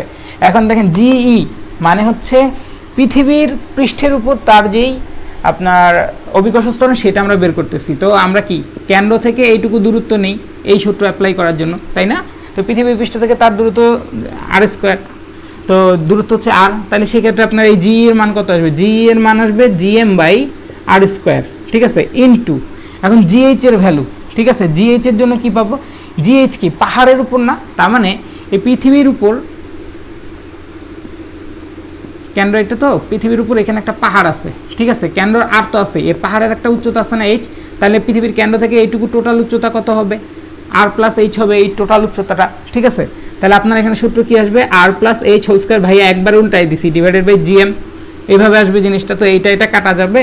তো এখন দেখেন আপনি TH এর ভ্যালু জানেন, T এর ভ্যালু জানেন, ঠিক আছে, এই দুইটা জানেন। আবার হচ্ছে যে এটা ইকুয়াল টু এটা জানেন, ঠিক আছে। তো এখান থেকে দেখেন আপনি আর এর ভ্যালু আপনাকে দেওয়াই আছে প্রশ্নের মধ্যে, আর এর ভ্যালু এই যে নিচে দেওয়াই আছে, ঠিক আছে, সরি এখানে দেওয়াই আছে আর এর ভ্যালু। হ্যাঁ, তো আর এর ভ্যালু যদি দেওয়া থাকে আপনি এখান থেকে কি পাহাড়ের উচ্চতা যেটা সেটা বের করতে পারবেন না, অবশ্যই পারবেন, ঠিক আছে। তো এই হচ্ছে ঘটনা, আশা করি অঙ্কটা এখন করতে পারবেন, অঙ্কগুলো কমপ্লিট করবেন আপনারা, কেমন। আচ্ছা, তো এখন দেখেন নিচের দুইটা অঙ্কের মধ্যে কোনটা করব, পৃথিবী পৃষ্ঠ থেকে খনিতে অভিকর্ষ স্তরণ এত, পৃষ্ঠে এত, ব্যাসার্ধ এত হলে খনির গভীরতা কত, ভূপৃষ্ঠে সরল দোলকের দোলনকাল এত, খনির অভ্যন্তরে দোলনকাল এত, খনির গভীরতা কত, যে কোনো একটা করবো, উপরেরটা করি আমি। হ্যাঁ, আচ্ছা প্রশ্ন কি বলছে আমি পড়ে দিই, পৃথিবী পৃষ্ঠ হতে খনিতে অভিকর্ষ স্তরণের মান কমে গিয়ে 5.6 মিটার পার সেকেন্ড ইনভার্স 2 হয়, ঠিক আছে। এখন পৃথিবী পৃষ্ঠে যদি অভিকর্ষ স্তরণ জি এর মান 9.8 মিটার পার সেকেন্ড ইনভার্স 2 হয় ও ব্যাসার্ধ যদি 6.4 × 10⁶ মিটার হয়, তাহলে খনির গভীরতা কত, এটা হচ্ছে প্রথম প্রশ্ন। আর দ্বিতীয় প্রশ্নে কি বলছে, ভূপৃষ্ঠে সরল দোলকের দোলনকাল হচ্ছে 2 সেকেন্ড, খনির অভ্যন্তরে দোলনকাল হচ্ছে 12 সেকেন্ড, তো খনির গভীরতা কত, যেখানে আর বা পৃথিবীর ব্যাসার্ধ হচ্ছে 6.4 × 10⁶ মিটার, ঠিক আছে, এটা বলছে। তো ভাইয়া প্রথমটা করি, দ্বিতীয়টা আপনাদের বাড়ির কাজ থাকবে, SW থাকবে। হ্যাঁ, তো পৃথিবী পৃষ্ঠ থেকে খনিতে গেলে অভিকর্ষ স্তরণের মান কমে কি হয় 5.6, তো খনি ইংরেজি কি, খনি ইংরেজি কি ভুলে গেছি, ঠিক আছে। তো জি অফ খনি লিখি। হ্যাঁ, খনিতে গেলে আপনার অভিকর্ষ স্তরণের মান কত হয় 5.6 মিটার পার সেকেন্ড ইনভার্স 2, আর হচ্ছে পৃথিবী পৃষ্ঠে পৃথিবীর পৃষ্ঠে জি এর মান হচ্ছে 9.8 মিটার পার সেকেন্ড ইনভার্স 2, ঠিক আছে। তো এখন বলছে পৃথিবীর যে ব্যাসার্ধ আর, সেই আর এর ভ্যালু কত? 6.4 ইন্টু 10⁴ মিটার। তো এখন বলছে খনির গভীরতা কত, ঠিক আছে। তো একটা জিনিস খেয়াল করেন, আমার পাহাড় কিন্তু পৃথিবীর উপরে থাকতো, ঠিক আছে, পাহাড় পৃথিবীর উপরে থাকতো, কিন্তু খনি কিন্তু পৃথিবীর ভিতরের দিকে, তাই না? খনি কিন্তু ভিতরের দিকে। যে আমরা পৃথিবীর উপরে আমরা গর্ত করি, গর্ত করে যত ভিতরে যাই আমরা প্রত্নতাত্ত্বিক সম্পদ আহরণের জন্য আমরা হচ্ছে যে কি খনির ভিতরে যাই, ঠিক আছে।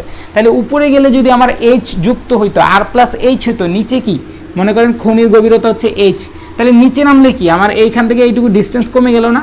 এই পৃষ্ঠ থেকে ডিস্টেন্স যদি আর হইতো, এখন এইচ পরিমাণ কি হচ্ছে? কমে যাচ্ছে না?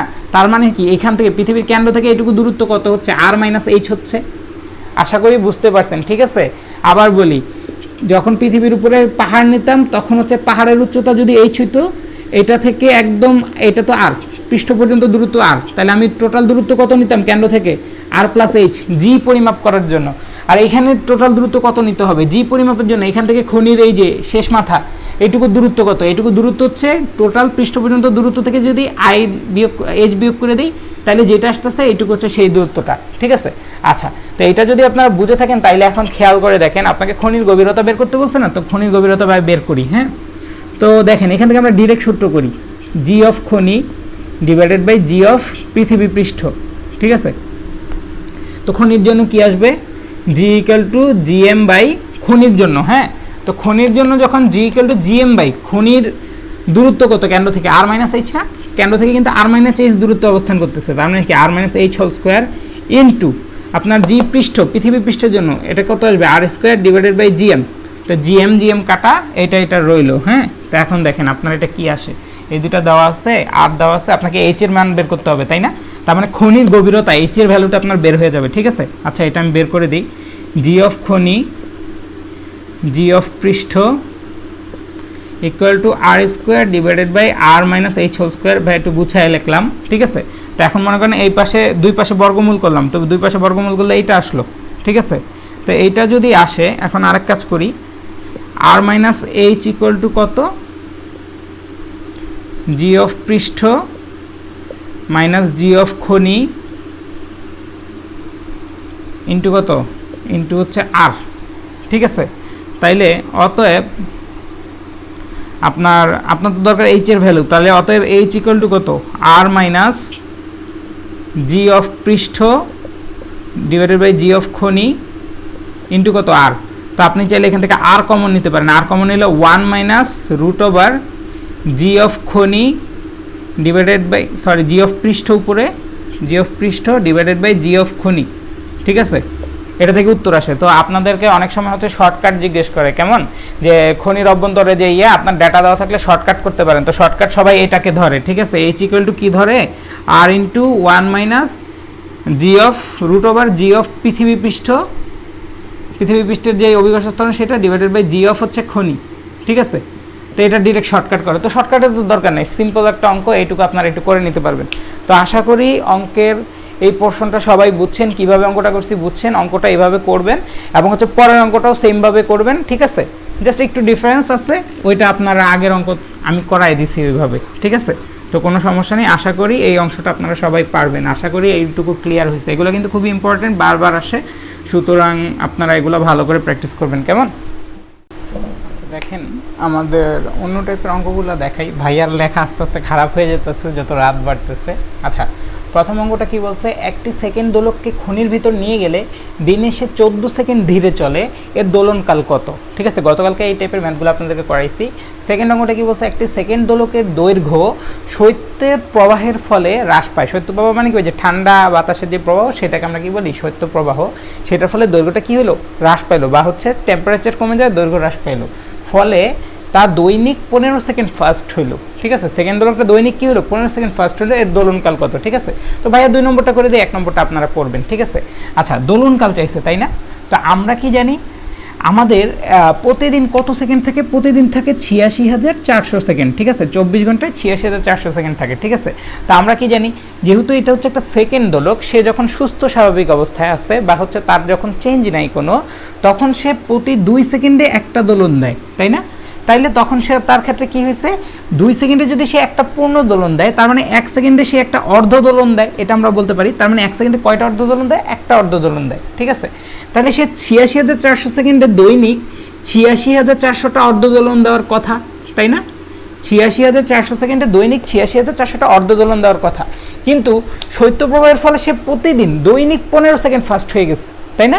দৈনিক কি 15 সেকেন্ড ফাস্ট হয়ে গেছে। তা আমরা কি জানি 1 সেকেন্ডে দেয় একটা দোলন, 86,400 সেকেন্ডে দেয় 86,400টা দোলন। তো দৈনিক যদি 15 সেকেন্ড ফাস্ট হয়ে যায় তার মানে কি দৈনিক সে 15টা করে দোলন বেশি দিচ্ছে। তার মানে 86,400 যোগ 15টা দোলন সে দৈনিক কত সময়ে দেয়? দৈনিক 15 সেকেন্ড ফাস্ট হচ্ছে মানে কি 15টা দোলন বেশি দিচ্ছে, কিন্তু দৈনিকের তো সময় বাড়ে নাই। দৈনিক কত সময়? 86,400 সেকেন্ড সময়, মানে এত সংখ্যক দোলন এখন সে 86,400 সেকেন্ডে দেয়। 15 সেকেন্ড ফাস্ট হওয়া মানে এটা বোঝায় যে 15টা দোলন বেশি দেয়, ঠিক আছে। তাহলে সে একটা অর্ধ দোলন দেয় কত সময় দৈনিক? এখন 86,400 ডিভাইডেড বাই 86,400 যোগ 15, তার মানে 86,415। অতএব আমার তো দরকার কি দোলনকাল। দোলনকাল মানে কি? দুইটা অর্ধ দোলন মিলে একটা দোলনকাল। তো এখানে একটা অর্ধ দোলনে কত সময় লাগে? তাহলে আমি দুইটা অর্ধ দোলনে কত সময় লাগে? t = 2 × 86400 ডিভাইডেড বাই ওই দুটাকে যোগ করে দিছি 86,415, ঠিক আছে। তো এটা যোগ করে দিলে আপনার উত্তর চলে আসবে। অনুরূপভাবে উপরের অঙ্কটাও করতে পারবেন, ঠিক আছে। আশা করি বুঝতে পারছেন। এই চ্যাপ্টারে এই অঙ্কটা কিন্তু খুবই সহজ, আশা করি সবাই বুঝে গেছেন। হ্যাঁ, আচ্ছা, তো এইটা গেল, এই দুইটা গেল। তো এবার দেখেন আপনাকে কি বলছে। সিম্পল হারমোনিক মোশনে আছে একটা বস্তু, সেই বস্তুকণার গতিপথের কোথায় এর গতিশক্তি বিভব শক্তির 3 গুণ হবে। সিম্পল হারমোনিক মোশনে আছে কোনো একটা বস্তু, ঠিক আছে, এর গতিপথ, টোটাল গতিপথের কোনো একটা জায়গায় এর গতিশক্তি কি হচ্ছে? বিভব শক্তির 3 গুণ হচ্ছে। তো এই জায়গাটা কোন জায়গা? সেই জায়গাটা বের করতে বলছে, ঠিক আছে। তো সিম্পল হারমোনিক মোশনের বেলা আমার গতিশক্তি কি সেটা আমাকে প্রথমে জানতে হবে না? তো আমার গতিশক্তি ই কে, গতিশক্তি ই কে ইকুয়াল আমরা কি জানি? 1/2 mv², ঠিক আছে। তো এটা আমরা জানি। আবার হচ্ছে যে আমার বিভব শক্তি ইপি ইকুয়াল টু 1/2 kx², এটাও আমরা জানি, তাই না? আচ্ছা, সিম্পল হারমোনিকের বেলায়ও কিন্তু কথাগুলো সত্য, আমরা কিন্তু সিম্পল হারমোনিকের বেলায় জিনিসগুলো বের করছি। আবার সিম্পল হারমোনিকের বেলায় টোটাল যে শক্তি, সেই টোটাল শক্তি কি বের করছি? 1/2 ka²। আপনাদের মনে আছে কিনা আমি জানি না, ঠিক আছে, এইটা। আচ্ছা, তো এখন দেখেন আমার তো এখানে ভ্যালোসিটি ভি রাখলে হবে না। ভ্যালোসিটি ভি ইকুয়াল টু আমরা কি শিখছিলাম? ওমেগা ইন্টু √a² - x², এটা শিখছিলাম। আবার ওমেগা ইকুয়াল টু কি? √k/m, মানে যখন যেটা লাগে, ঠিক আছে, তখন সেটা বের করে ফেলবো আমরা। a² - x²। তাইলে আপনি একটা জিনিস খেয়াল করেন, v² ইকুয়াল টু কি? k/m into a² - x²। এখান থেকে আমি ভি এর ভ্যালু পাইলাম, তো ভি এর ভ্যালুটাকে এখানে বসান, বসালে কত আসে? 1/2 ইন্টু m রইলো, আর v² এর ভ্যালু কি? k/m into a² - x², a² - x², ঠিক আছে। তা আমার তো আপাতত মোট শক্তি লাগতেছে না বা ভি এর ভ্যালু লাগতেছে না, আমার এখন যেটা দরকার আমি ভি এর ভ্যালুটা এখানে বসাই দিচ্ছি। তাহলে কত আসবে? 1/2 into k into a² - x²। তাহলে এটা কি আপনার গতিশক্তি আর এটা কি আপনার বিভব শক্তি। তার কি বলছে? গতিপথের কোনো একটা বিন্দুতে আপনার গতিশক্তিটা কি হবে? বিভব শক্তির 3 গুণ হবে, ঠিক আছে। গতিশক্তিটা বিভব শক্তির 3 গুণ হবে, তার মানে বেশি কে হবে? গতিশক্তিটা। বিভব শক্তিটা যদি আপনার 10 হয়, গতিশক্তিটা কত হবে? 30 হবে, এটাই তো বলছে সে, তাই না? তার মানে গতিশক্তি যদি আপনার বিভব শক্তি যদি 10 হয়, গতিশক্তিটা কত হবে? 30 হবে। তাহলে যে কোনো একটা মোমেন্ট আপনি মনে করেন আপনার গতিশক্তি হচ্ছে এইটা, ঠিক আছে। গতিশক্তি কত? 1/2 k ইন্টু a² - x², ঠিক আছে। তাহলে এখন দেখেন তো আপনার বিভব শক্তি তো এইটা, বিভব শক্তি এটার সাথে যদি আমি 3 দিয়ে গুণ করি তাহলে কি সেটা গতিশক্তি সমান হবে না? তার মানে বিভব শক্তির সাথে যদি আমি 3 দিয়ে গুণ করি তাহলে সেটা কি আমার গতিশক্তি সমান হবে। আবার আমরা প্রশ্নটা পড়ি, ভালোভাবে পড়ি। গতিপথের কোথায় গতিশক্তি বিভব শক্তির 3 গুণ হবে? তো গতিপথের কোনো একটা জায়গায় যে গতিশক্তি আছে সেটা ওই সময়কার যে বিভব শক্তি আছে সেটার 3 গুণ, এটাই কিন্তু লিখছি। আরেকবার ভালো করে প্রশ্নটা পড়েন, এই প্রশ্নগুলো কিন্তু আপনাদের ভুল হয়, ঠিক আছে। এটা কাজ শক্তি ও ক্ষমতা, ওই চ্যাপ্টারে কিন্তু কুয়ার কিছু ম্যাথ ছিল এরকম, তো এই চ্যাপ্টারেও কিন্তু আছে, ঠিক আছে। আবার দেখেন কোনো একটা মুহূর্তে যেই টোটাল গতিশক্তিটা আছে সেই গতিশক্তি এটা, গতিশক্তিটা কি? ওই মুহূর্তে যে বিভব শক্তি আছে সেই বিভব শক্তির 3 গুণ। তাহলে গতিশক্তি ইকুয়াল টু বিভব শক্তির 3 দিয়ে গুণ দিলে এটা সমান আসবে। তো এইটাই ভাইয়া লিখছি, সম্পর্কটা লিখছি, আর কিচ্ছু করিনি, ঠিক আছে।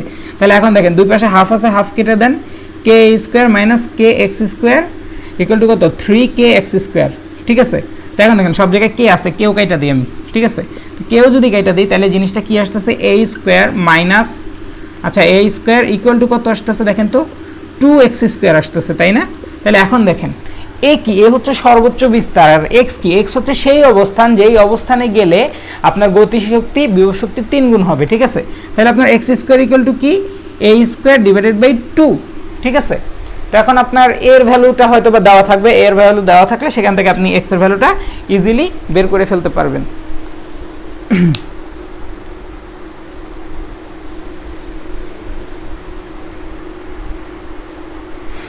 ভাই একটু চেক করে নিই যে আসলে এর ভ্যালু কি দিল না।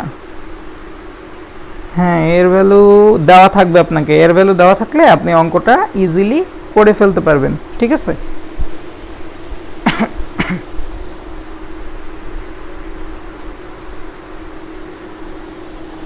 তো যাই হোক, আমাদের অঙ্ক এটাই দাঁড়াইলো।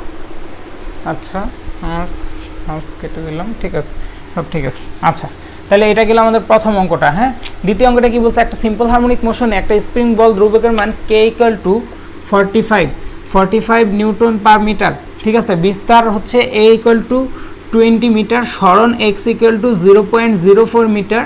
স্প্রিং এর যে গতিশক্তি বিভব শক্তি আর মোট শক্তি বের করতে বলছে। তো স্প্রিং এর গতিশক্তি আমরা কি এই সূত্রের সাহায্যে বের করতে পারবো। দেখেন এই সূত্রটা কি গতিশক্তি সূত্র। তাহলে k এর ভ্যালু দেওয়া আছে, হ্যাঁ এই যে দেখেন k এর ভ্যালু দেওয়া আছে, a এর ভ্যালু দেওয়া আছে, x এর ভ্যালু দেওয়া আছে। তাহলে এই মুহূর্তে আপনার স্প্রিং এর যে গতিশক্তি সেটা আপনি এই সূত্র প্রয়োগ করে বের করে ফেলতে পারবেন, ঠিক আছে?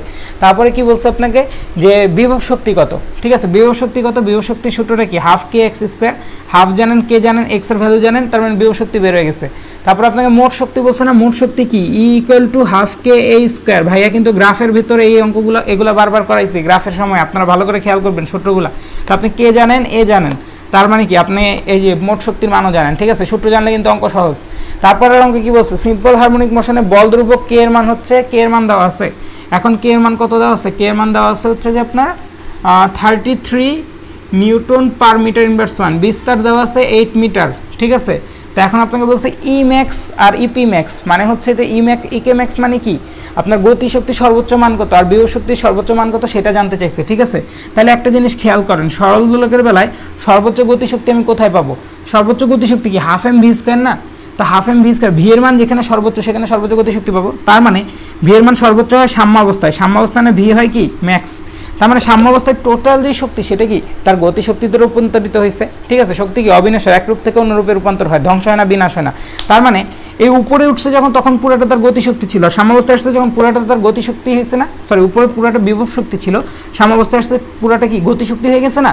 তার মানে গতি শক্তি টোটালটা বিভব শক্তিতে রূপান্তর হচ্ছে, বিভব শক্তি টোটালটা গতি শক্তিতে রূপান্তর হচ্ছে। তাহলে এই গতি শক্তি সর্বোচ্চ বিভব শক্তি আর সর্বোচ্চ গতি শক্তি কি আপনার মোট শক্তিরই কিন্তু সমান, ঠিক আছে? আলটিমেটলি মোট শক্তি সমান, ঠিক আছে? তাইলে আপনার মোট শক্তি যদি ½ kA² হয় সেটাই কি আপনার সর্বোচ্চ গতি শক্তির সমান, ঠিক আছে? বা ইকে ম্যাক্স বা হচ্ছে ইপি ম্যাক্স। আশা করি বুঝতে পারছেন মেইন কনসেপ্টটা কি, ঠিক আছে? তাহলে এখন দেখেন আপনাকে কে দেওয়া আছে, এ দেওয়া আছে, তাহলে আপনি কিন্তু সর্বোচ্চ গতিশক্তি বা সর্বোচ্চ মোট শক্তি বের করতে পারবেন। মোট শক্তির মানে কি আপনার সর্বোচ্চ গতিশক্তি আর সর্বোচ্চ বিভব শক্তি সমান, এটা বলে দিবেন, জাস্ট ব্যাখ্যা করে শেষ, ঠিক আছে? আশা করি সবাই বুঝতে পারছেন এটা আমি কি বলছি। আচ্ছা, পরেরটা দেখেন, 5 কেজি ভরের একটা ব্লক মসৃণ আনুভূমিক টেবিলের উপর 3 মিটার পার সেকেন্ড বেগে যাওয়ার সময়, ঠিক আছে? একটা টেবিল ছিল, টেবিলের উপর দিয়ে 5 মিটার পার সেকেন্ড, 5 কেজি ভরের একটা মানে ব্লক 3 মিটার পার সেকেন্ড বেগে রওনা হয়েছে, ঠিক আছে? যাওয়ার সময় হয়েছে কি মাঝপথে এখানে হচ্ছে একটা স্প্রিং ছিল, ঠিক আছে? এই যে ব্লকটা সে হচ্ছে 5 কেজি ভর 3 মিটার পার সেকেন্ড বেগে রওনা হয়েছে, ঠিক আছে? যাওয়ার পথে সে কোথায় একটা স্প্রিং পাইছে, স্প্রিংকে দিল এক বাড়ি, স্প্রিংকে বাড়ি দিয়ে স্প্রিংকে কি করছে সংকুচিত করে ফেলছে, এই যে এরকম করে ফেলছে, ঠিক আছে? সংকুচিত করে ফেলছে। তো এখন বলছে যে এবং সংকুচিত করে সে হচ্ছে থেমে গেছে, মনে করেন সে এই যে বাড়ি দিয়ে সংকুচিত করে সে এখানে থেমে গেছে, তো স্প্রিংও সংকুচিত হয়ে আছে, ঠিক আছে? তো এখন বলছে যে স্প্রিংটা কতটুকু সংকুচিত হবে, ঠিক আছে? স্প্রিংটা সংকুচিত হয়েছে কতটুকু, এই পরিমাণ না, এক্স পরিমাণ সংকুচিত হয়েছে, ঠিক আছে? তো এখন বলছে যে স্প্রিংয়ের বল ধ্রুবকের মান k = 20 নিউটন পার মিটার দেওয়া আছে, হ্যাঁ? এখন বলছে যে স্প্রিং কতটুকু সংকুচিত হয়েছে, এই এক্স এর ভ্যালুটা কত। আশা করি প্রশ্ন বুঝছেন। আবার বলি, একটা ব্লক 3 মিটার পার সেকেন্ড বেগ নিয়ে 5 কেজি ভরের ব্লকটা যাইতেছিল, যাওয়ার পথে সে হচ্ছে কি একটা স্প্রিংকে বাড়ি দিয়েছে, বাড়ি দিয়ে সংকুচিত করে সে থেমে গেছে। তো স্প্রিংটা কতটুকু সংকুচিত হয়েছে সেটাই বের করতে বলছে, যেখানে স্প্রিং বল ধ্রুবকের মান হচ্ছে এত, ঠিক আছে? তাহলে এখন দেখেন ওর মধ্যে টোটাল যে শক্তিটা ছিল এটা তো গতি শক্তি ছিল, তাই না? কারণ ও একটা বেগে ছিল, ঠিক আছে? তার মানে ওর টোটাল যে শক্তি ছিল সেটা গতি শক্তি ছিল। তো সেই গতি শক্তিটা কি হয়েছে, স্প্রিংকে বাড়িয়ে দেওয়ার পরে স্প্রিংয়ের ভিতরে কি সেটা বিভব শক্তি হিসেবে সঞ্চিত হয়েছে না? এখন দেখেন আপনি যদি এটাকে সরায় ফেলেন, স্প্রিংটা তখন কি কাজ করার সামর্থ্য অর্জন করলো, বা হচ্ছে সে আবার প্রসারিত হয়ে যাবে। তার মানে কি স্প্রিংয়ের ভিতরে আপনার এই টোটাল গতিশক্তিটা যেতে যেতে শূন্য হয়ে গেছে, সেই গতিশক্তিটা কি হিসেবে রূপান্তর হয়েছে, স্প্রিংয়ের বিভব শক্তিতে রূপান্তর হয়ে গেছে, ঠিক আছে? তাহলে আমরা স্প্রিংয়ের ক্ষেত্রে বিভব শক্তি কি জানি, স্প্রিংয়ের বিভব শক্তি হচ্ছে হাফ কে এক্স স্কোয়ার, ঠিক আছে? সেই বিভব শক্তি কোথা থেকে অর্জন করছে, ওর গতিশক্তি থেকে না? তাহলে ওর গতিশক্তি কত, হাফ এম ভি স্কোয়ার, ঠিক আছে? এম এর ভ্যালু জানেন, ভি এর ভ্যালু জানেন, তার মানে এই অংশটার ভ্যালু আপনি জানেন, কে এর ভ্যালু জানেন, তার মানে কি এই যে দেখেন এক্স, এই এক্সটা কি বোঝায়, স্প্রিং কতটুকু সংকুচিত হয় বা প্রসারিত হয়। তো এখানে যেহেতু সংকোচনের কথা বলছে, এই এক্স এর ভ্যালু আপনি এখান থেকে বের করে ফেলতে পারবেন, ঠিক আছে? তো আশা করি অঙ্কটা বুঝছেন। অঙ্কের কিন্তু মারপ্যাচ একটু একটু করে সহজ সহজ মারপ্যাচ, আপনারা এগুলো ধরতে পারলে অঙ্ক শেষ, ঠিক আছে? তো আশা করি এটা বুঝতে পারছেন আপনারা। হ্যাঁ, মুছে দিচ্ছি। আচ্ছা, আজকের দিনের জন্য একটা লাস্ট টপিক দেখাবো, ঠিক আছে? এটা হচ্ছে স্প্রিং ধ্রুবক। স্প্রিং ধ্রুবক জিনিসটা খুব সহজ। স্প্রিং ধ্রুবক কোথা থেকে আসছিল, ওই যে মনে আছে রেজিস্ট্রিং ফোর্স সমানুপাতিক মাইনাস এক্স, সেখান থেকে আমার কি হুকের সূত্র থেকে স্প্রিং এর ধ্রুবক আসছিল। এই কেটাকে আমরা কি বলতাম, স্প্রিং ধ্রুবক বলতাম, তাই না? এই হচ্ছে ঘটনা, ঠিক আছে? তো এখন ব্যাপারটা কিভাবে আসতে পারে, ঠিক আছে? ব্যাপারটা দুইটা ভাবে আসতে পারে, সেই দুইটা ভাবে ভাইয়া এখন একটু দেখাই আপনাদেরকে, ঠিক আছে? যে স্প্রিং ধ্রুবক অনেক সময় হচ্ছে এরকমভাবে আসতে পারে যে মনে করেন আপনার একটা স্প্রিং এভাবে আরেকটা স্প্রিং এভাবে, ঠিক আছে? দুইটা স্প্রিং একত্রে যুক্ত আছে, তাদের সাথে মনে করেন যে একটা কিছু এমনভাবে লাগাই দিছি, সেখানে একটা ফোর্স অ্যাপ্লাই করছি, ঠিক আছে? এখানে স্প্রিং কী রকমের ধর্ম দেখাবে, এই দুইটা কিন্তু স্প্রিং কীভাবে আছে, পরস্পর প্যারালালি আছে, ঠিক আছে? আবার এমন হইতে পারে যে একটা স্প্রিং এভাবে আছে, তারপর এই খেলার সাথে আরেকটা স্প্রিং এভাবে আছে, ঠিক আছে? দুইটা স্প্রিং এখানে কীভাবে আছে, সিরিজে আছে, ঠিক আছে? তো এখানে মনে করেন একটা ফোর্স অ্যাপ্লাই হলো, তো এইসব জায়গায় ঘটনাটা কি হবে, ঠিক আছে? তো এখন সিম্পলি দেখেন, এই স্প্রিংকে দেখেই কি বোঝা যাচ্ছে যে এর মানে অল্প টানলেই এ কিন্তু দ্রুত কি করবে, রেসপন্স করবে, বা অল্প টানলেই সে প্রসারিত হবে। এই স্প্রিংকে দেখে কি বোঝা যাচ্ছে, কিন্তু ঘন, এরা কিন্তু জোরে টানতে হবে, ঠিক আছে? বা এর জন্য কি বল প্রয়োগ বেশি করতে হবে, ঠিক আছে, প্রসারণ করার জন্য। তার মানে এখানে একটা জিনিস দেখেন, আমি কি করছি, যখন সমান্তরালে সংযুক্ত করছি তখন তাদের সাথে মনে করেন এখানে একটা ওজন যুক্ত করে দিছি, ওজন হইতে পারে। তো ওজন হইলে আমি কি বলবো, এখানে যদি একটা ওজন যুক্ত হয় W=mg, বা হচ্ছে একটা বল নিচের দিকে ক্রিয়াশীল, তো ভাই বল দিয়েই বুঝালাম, ঠিক আছে? তো বল মনে করেন একটা বল দিলাম, এখন বল যখন দিব তখন দুইজনকে একই পরিমাণ সম্প্রসারণ করব। কি পরিমাণ, একই পরিমাণ। মনে করেন সম্প্রসারণ করে দুইজনকে কোথায় আনবো, এইটুকু আনবো, ঠিক আছে? দুইজনকে সম্প্রসারণ করে এইটুকু আনবো, এক্স পরিমাণ আনবো, ঠিক আছে? এইটুকু সম্প্রসারণ করবো, এখান থেকে টাই না দুইজনকে এখানে আনবো। তাহলে একটা জিনিস বলেন, ওকে প্রসারণ করতে যেই বল লাগবে, ওকে প্রসারণ করতে কি তার থেকে বেশি বল লাগবে না? বেশি বল কিন্তু লাগবে। তার মানে এই এফ বলটা এমনভাবে ভাগ হবে, এই বলটা এফ বলটা এমনভাবে ভাগ হবে যে F1 এর মানে এফ এর একটা ছোট্ট অংশ হচ্ছে ওকে বৃদ্ধি করতে ব্যয় হবে, বাকি অংশটা ওকে বৃদ্ধি করতে ব্যয় হবে, ঠিক আছে? তার মানে এক্স পরিমাণ সরণ ঘটানোর জন্য ওর তো বেশি বল প্রয়োজন। তার মানে এই এফ এর একটা অংশ ভাগ হয়ে যাবে, ওকে বড় একটা অংশ ভাগ হয়ে ওকে বৃদ্ধি করবে, আর ছোট একটা অংশ ভাগ হয়ে ওকে বৃদ্ধি করবে, ঠিক আছে? তাইলে এখন দেখেন, তাইলে এখানে টোটাল ঘটনাটা কি দাঁড়াবে, টোটাল ঘটনাটা দাঁড়াবে হচ্ছে F=F1 + F2। আশা করি বুঝতে পারছেন ঘটনাটা কি হয়েছে, কেন হয়েছে, ঠিক আছে? কারণ স্প্রিং ভিন্ন ভিন্ন, সেই জন্য হচ্ছে কি তাদের স্প্রিং ধ্রুবকও ভিন্ন ভিন্ন হবে। স্প্রিং ধ্রুবক ভিন্ন ভিন্ন হলে তাদের বলও ভিন্ন ভিন্ন লাগবে, তাদেরকে প্রসারণ করার জন্য বা সংকোচন করার জন্য। তাহলে এখন দেখেন, যেহেতু স্প্রিং ভিন্ন ভিন্ন, তাহলে এটার কি K1 হবে, এটার কি হবে K2 হবে, তাই না? ব্যাপারটা কিন্তু এরকম। হ্যাঁ, আচ্ছা ঠিক আছে। তো এখন দেখেন, দুইজন মিলে যখন প্রসারিত হইতেছে তখন আমি কিন্তু মনে মনে ভাবতে পারি এখানে আসলে দুইজন নাই, মনে মনে আমি ভাবতে পারি কি এখানে আসলে একটা স্প্রিং আছে, ঠিক আছে? একটা স্প্রিং ছিল এরকম, সেই স্প্রিং এর উপর আমি এফ বল প্রয়োগ করছি, এফ বল প্রয়োগের ফলে তার হচ্ছে একটা সরণ হয়েছে এক্স পরিমাণ। আমি মনে মনে এরকম চিন্তা করতে পারি যে আমার ভিতরে দুইটা আছে, দেখার বিষয় না। মনে করেন আমি বাক্সবন্দি করে রাখছি, আপনি খালি জানেন ভিতরে স্প্রিং আছে, আপনি টানছেন, টানার ফলে কি ঘটছে সেটা আপনি জানেন না, তো আপনার কাছে মনে হইতেই পারে যে ভিতরে একটা স্প্রিং আছে, ঠিক আছে? তার মানে আমরা চিন্তা করতে পারি কি এই দুইটা সমান্তরাল স্প্রিং এর একটা তুল্য স্প্রিং আছে, ঠিক আছে। আচ্ছা, তাহলে এখন দেখেন এই স্প্রিং এর বেলায় ঘটনা তো এইটা, ঠিক আছে। তাহলে তুল্য স্প্রিং এর বেলায় ঘটনাটা কি দাঁড়ালো? তুল্য স্প্রিং এর বেলায় যদি আমরা দেখি এফ বল প্রয়োগের ফলে এক্স পরিমাণ সরণ হয়েছে, এটার ক্ষেত্রেও কিন্তু ঘটনা আছে, মানে এই ঘটনাটাকে আমি এভাবে চিন্তা করতেছি। তাহলে এটার ক্ষেত্রে কি হবে? এফ ইকুয়াল টু আমরা কি জানি কে এক্স, তাহলে কে ইকুয়াল টু কি এফ বাই এক্স, ঠিক আছে। তাহলে তুল্য স্প্রিং এর বেলায় কে ইকুয়াল টু কত? এফ বাই এক্স, কোনো তো সমস্যা নাই। এখন দেখেন এফ ওয়ান কি? এফ ওয়ান হচ্ছে যে এফ ওয়ানের ভ্যালু বের করেন, এফ ওয়ানের ভ্যালু কি? কে ওয়ান বাই এক্স, ঠিক আছে। দুইজনের কি প্রসারণ সমান পরিমাণ হয়েছে। এফ টু ইকুয়াল টু কি? কে টু বাই এক্স, ঠিক আছে।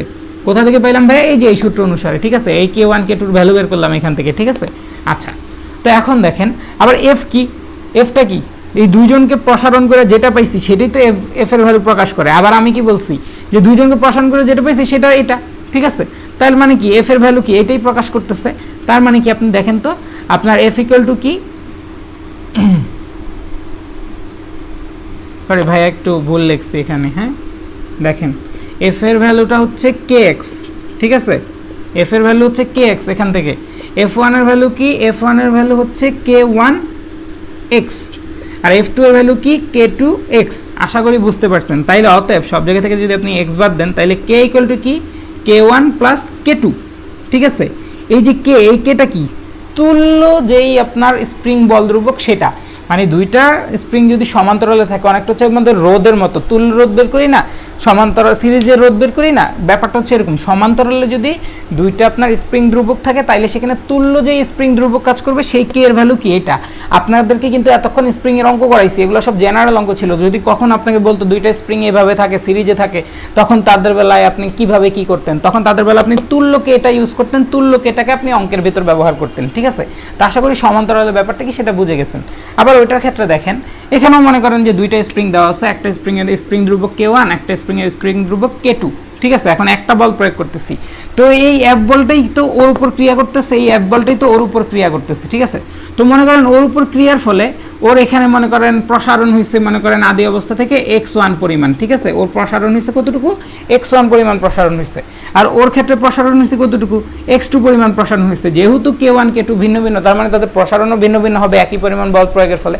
আশা করি বুঝতে পারছেন। তাহলে ওর ক্ষেত্রে কি এক্স ওয়ান, ওর ক্ষেত্রে হচ্ছে কি এক্স টু, ঠিক আছে। আচ্ছা, তাহলে দেখেন তো এই এফ বল প্রয়োগের ফলে ওর যেই ইয়েটা হয়েছে সেটা কি? সূত্র কি? F equal to K x. ভাইয়া আমি মাইনাসটা ইগনোর করতেছি, কারণ মাইনাসটা কি বোঝাচ্ছে?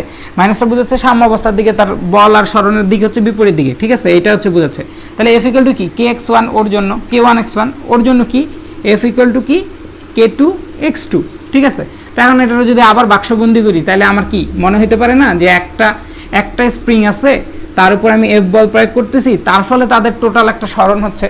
তো দেখেন ওর ক্ষেত্রে সরণ হচ্ছে কত? এক্স ওয়ান, ওর ক্ষেত্রে সরণ হচ্ছে কতটুকু? X two. তার মানে এই স্প্রিং এর ক্ষেত্রে যদি আমি তুল্য চিন্তা করি, এর টোটাল যেইটুকু বৃদ্ধি পাবে সেটা কত হবে? X one plus x two, ঠিক আছে। আমার বাহির থেকে দেখে মনে হবে কি যে আমি এফ বল দেওয়ার ফলে এই পরিমাণ বৃদ্ধি ঘটতেছে, কিন্তু আসলে ঘটনাটা কি হচ্ছে? আসলে ঘটনাটা হচ্ছে বাহির থেকে এই বল প্রয়োগের ফলে ও এক্স ওয়ান পরিমাণ হচ্ছে, ও এক্স টু পরিমাণ হচ্ছে। কিন্তু কেউ যদি হুট করে এসে বাহির থেকে দেখে, সে যদি না জানে এখানে দুইটা আছে, সে ভাববে কি বাহির থেকে এফ বল প্রয়োগের ফলে এই স্প্রিংটা, একটা স্প্রিং আছে সেটা X one plus x two পরিমাণ প্রসারিত হচ্ছে, তার মানে সে তুল্য ভেবে নিবে, ঠিক আছে। তো আমরাও তুল্য ভেবে নিব, সমস্যা নাই। তাহলে এখন একটা জিনিস দেখেন, তাহলে ঘটনাটা কি ঘটতেছে? আলটিমেটলি এই দুইটা কি হচ্ছে? এই দুইটা ঘটনা ঘটতেছে এখানে, তাই না? তো এই দুইটা ঘটনা ঘটতেছে, তো এই দুইটা ঘটনা যখন ঘটে, এই দুইটা ঘটনার তুল্য ঘটনা কিন্তু আবার ওইটা, ঠিক আছে। তাহলে ওইটার ক্ষেত্রে আপনার এফ এর ভ্যালু কত? ওইটার ক্ষেত্রে আপনার এফ এর ভ্যালু আসবে হচ্ছে k into x one plus x two, তাই না? ঘটনা কিন্তু এরকম আসতেছে, কে ইন্টু কি আসবে? X one plus x two, ঠিক আছে। আচ্ছা, তো এখন এখান থেকে আমরা কি করতে পারি? এখন এখান থেকে আপনি একটা জিনিস ভালোভাবে খেয়াল করলে দেখেন, সব জায়গায় আপনাদের কি আছে? এফ আছে না? সব জায়গায় কিন্তু এফ আছে, ঠিক আছে। তো আমরা এখন কি কাজ করব? আচ্ছা, আমরা কাজটা করি এরকম যে আমরা এক্স ওয়ানের ভ্যালু বের করি, ঠিক আছে। এক্স ওয়ানের ভ্যালু কি বের করি? এক্স ওয়ানের ভ্যালু কত আসবে? দেখেন এক্স ওয়ানের ভ্যালু হচ্ছে এখান থেকে, এক্স ওয়ানের ভ্যালু হচ্ছে F by K one, X টুর ভ্যালু হচ্ছে এফ বাই কে টু, ঠিক আছে।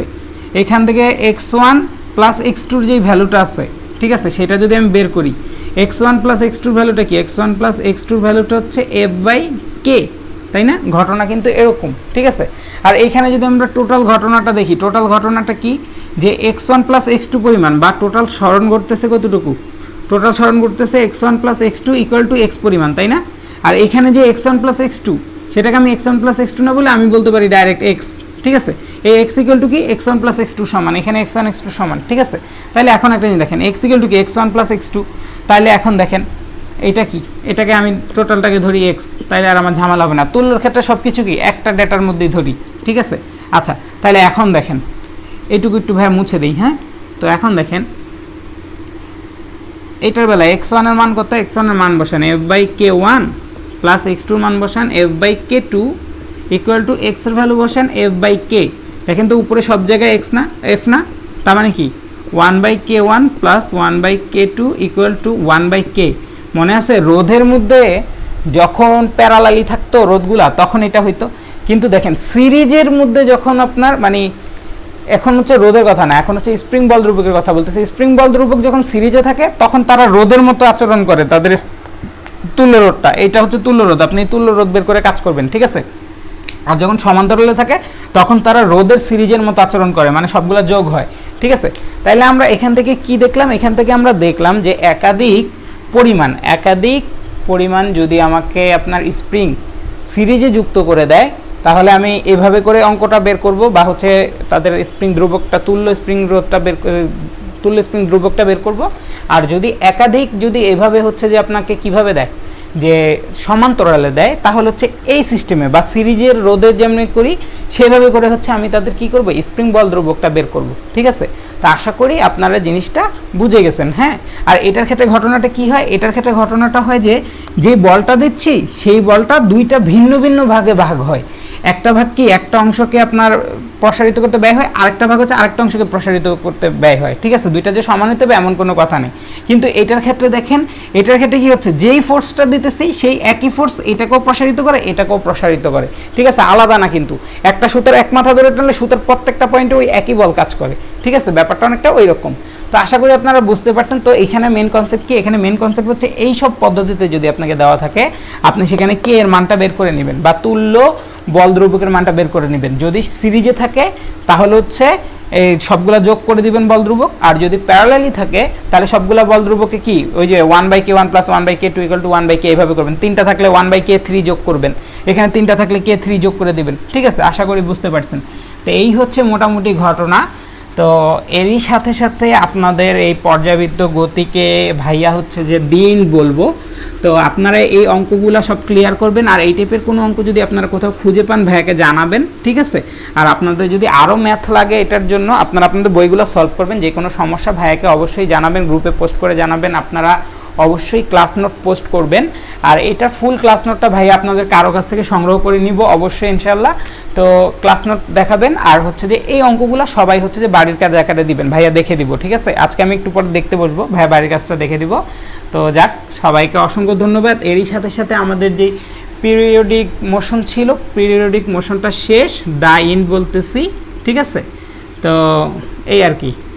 তো সবাই ভালো থাকেন, সুস্থ থাকেন ইনশাল্লাহ। আর আগামীকালকে হয়তো বা 4:30টার দিকে আপনারা ক্লাসটা দেখবেন। আশা করি সবাই বুঝবেন, কেউ কিছু না বুঝলে অবশ্যই আমাকে জানাবেন, ঠিক আছে? থাকেন, ভালো থাকেন, সুস্থ থাকেন। আসসালামু আলাইকুম, আল্লাহ হাফেজ।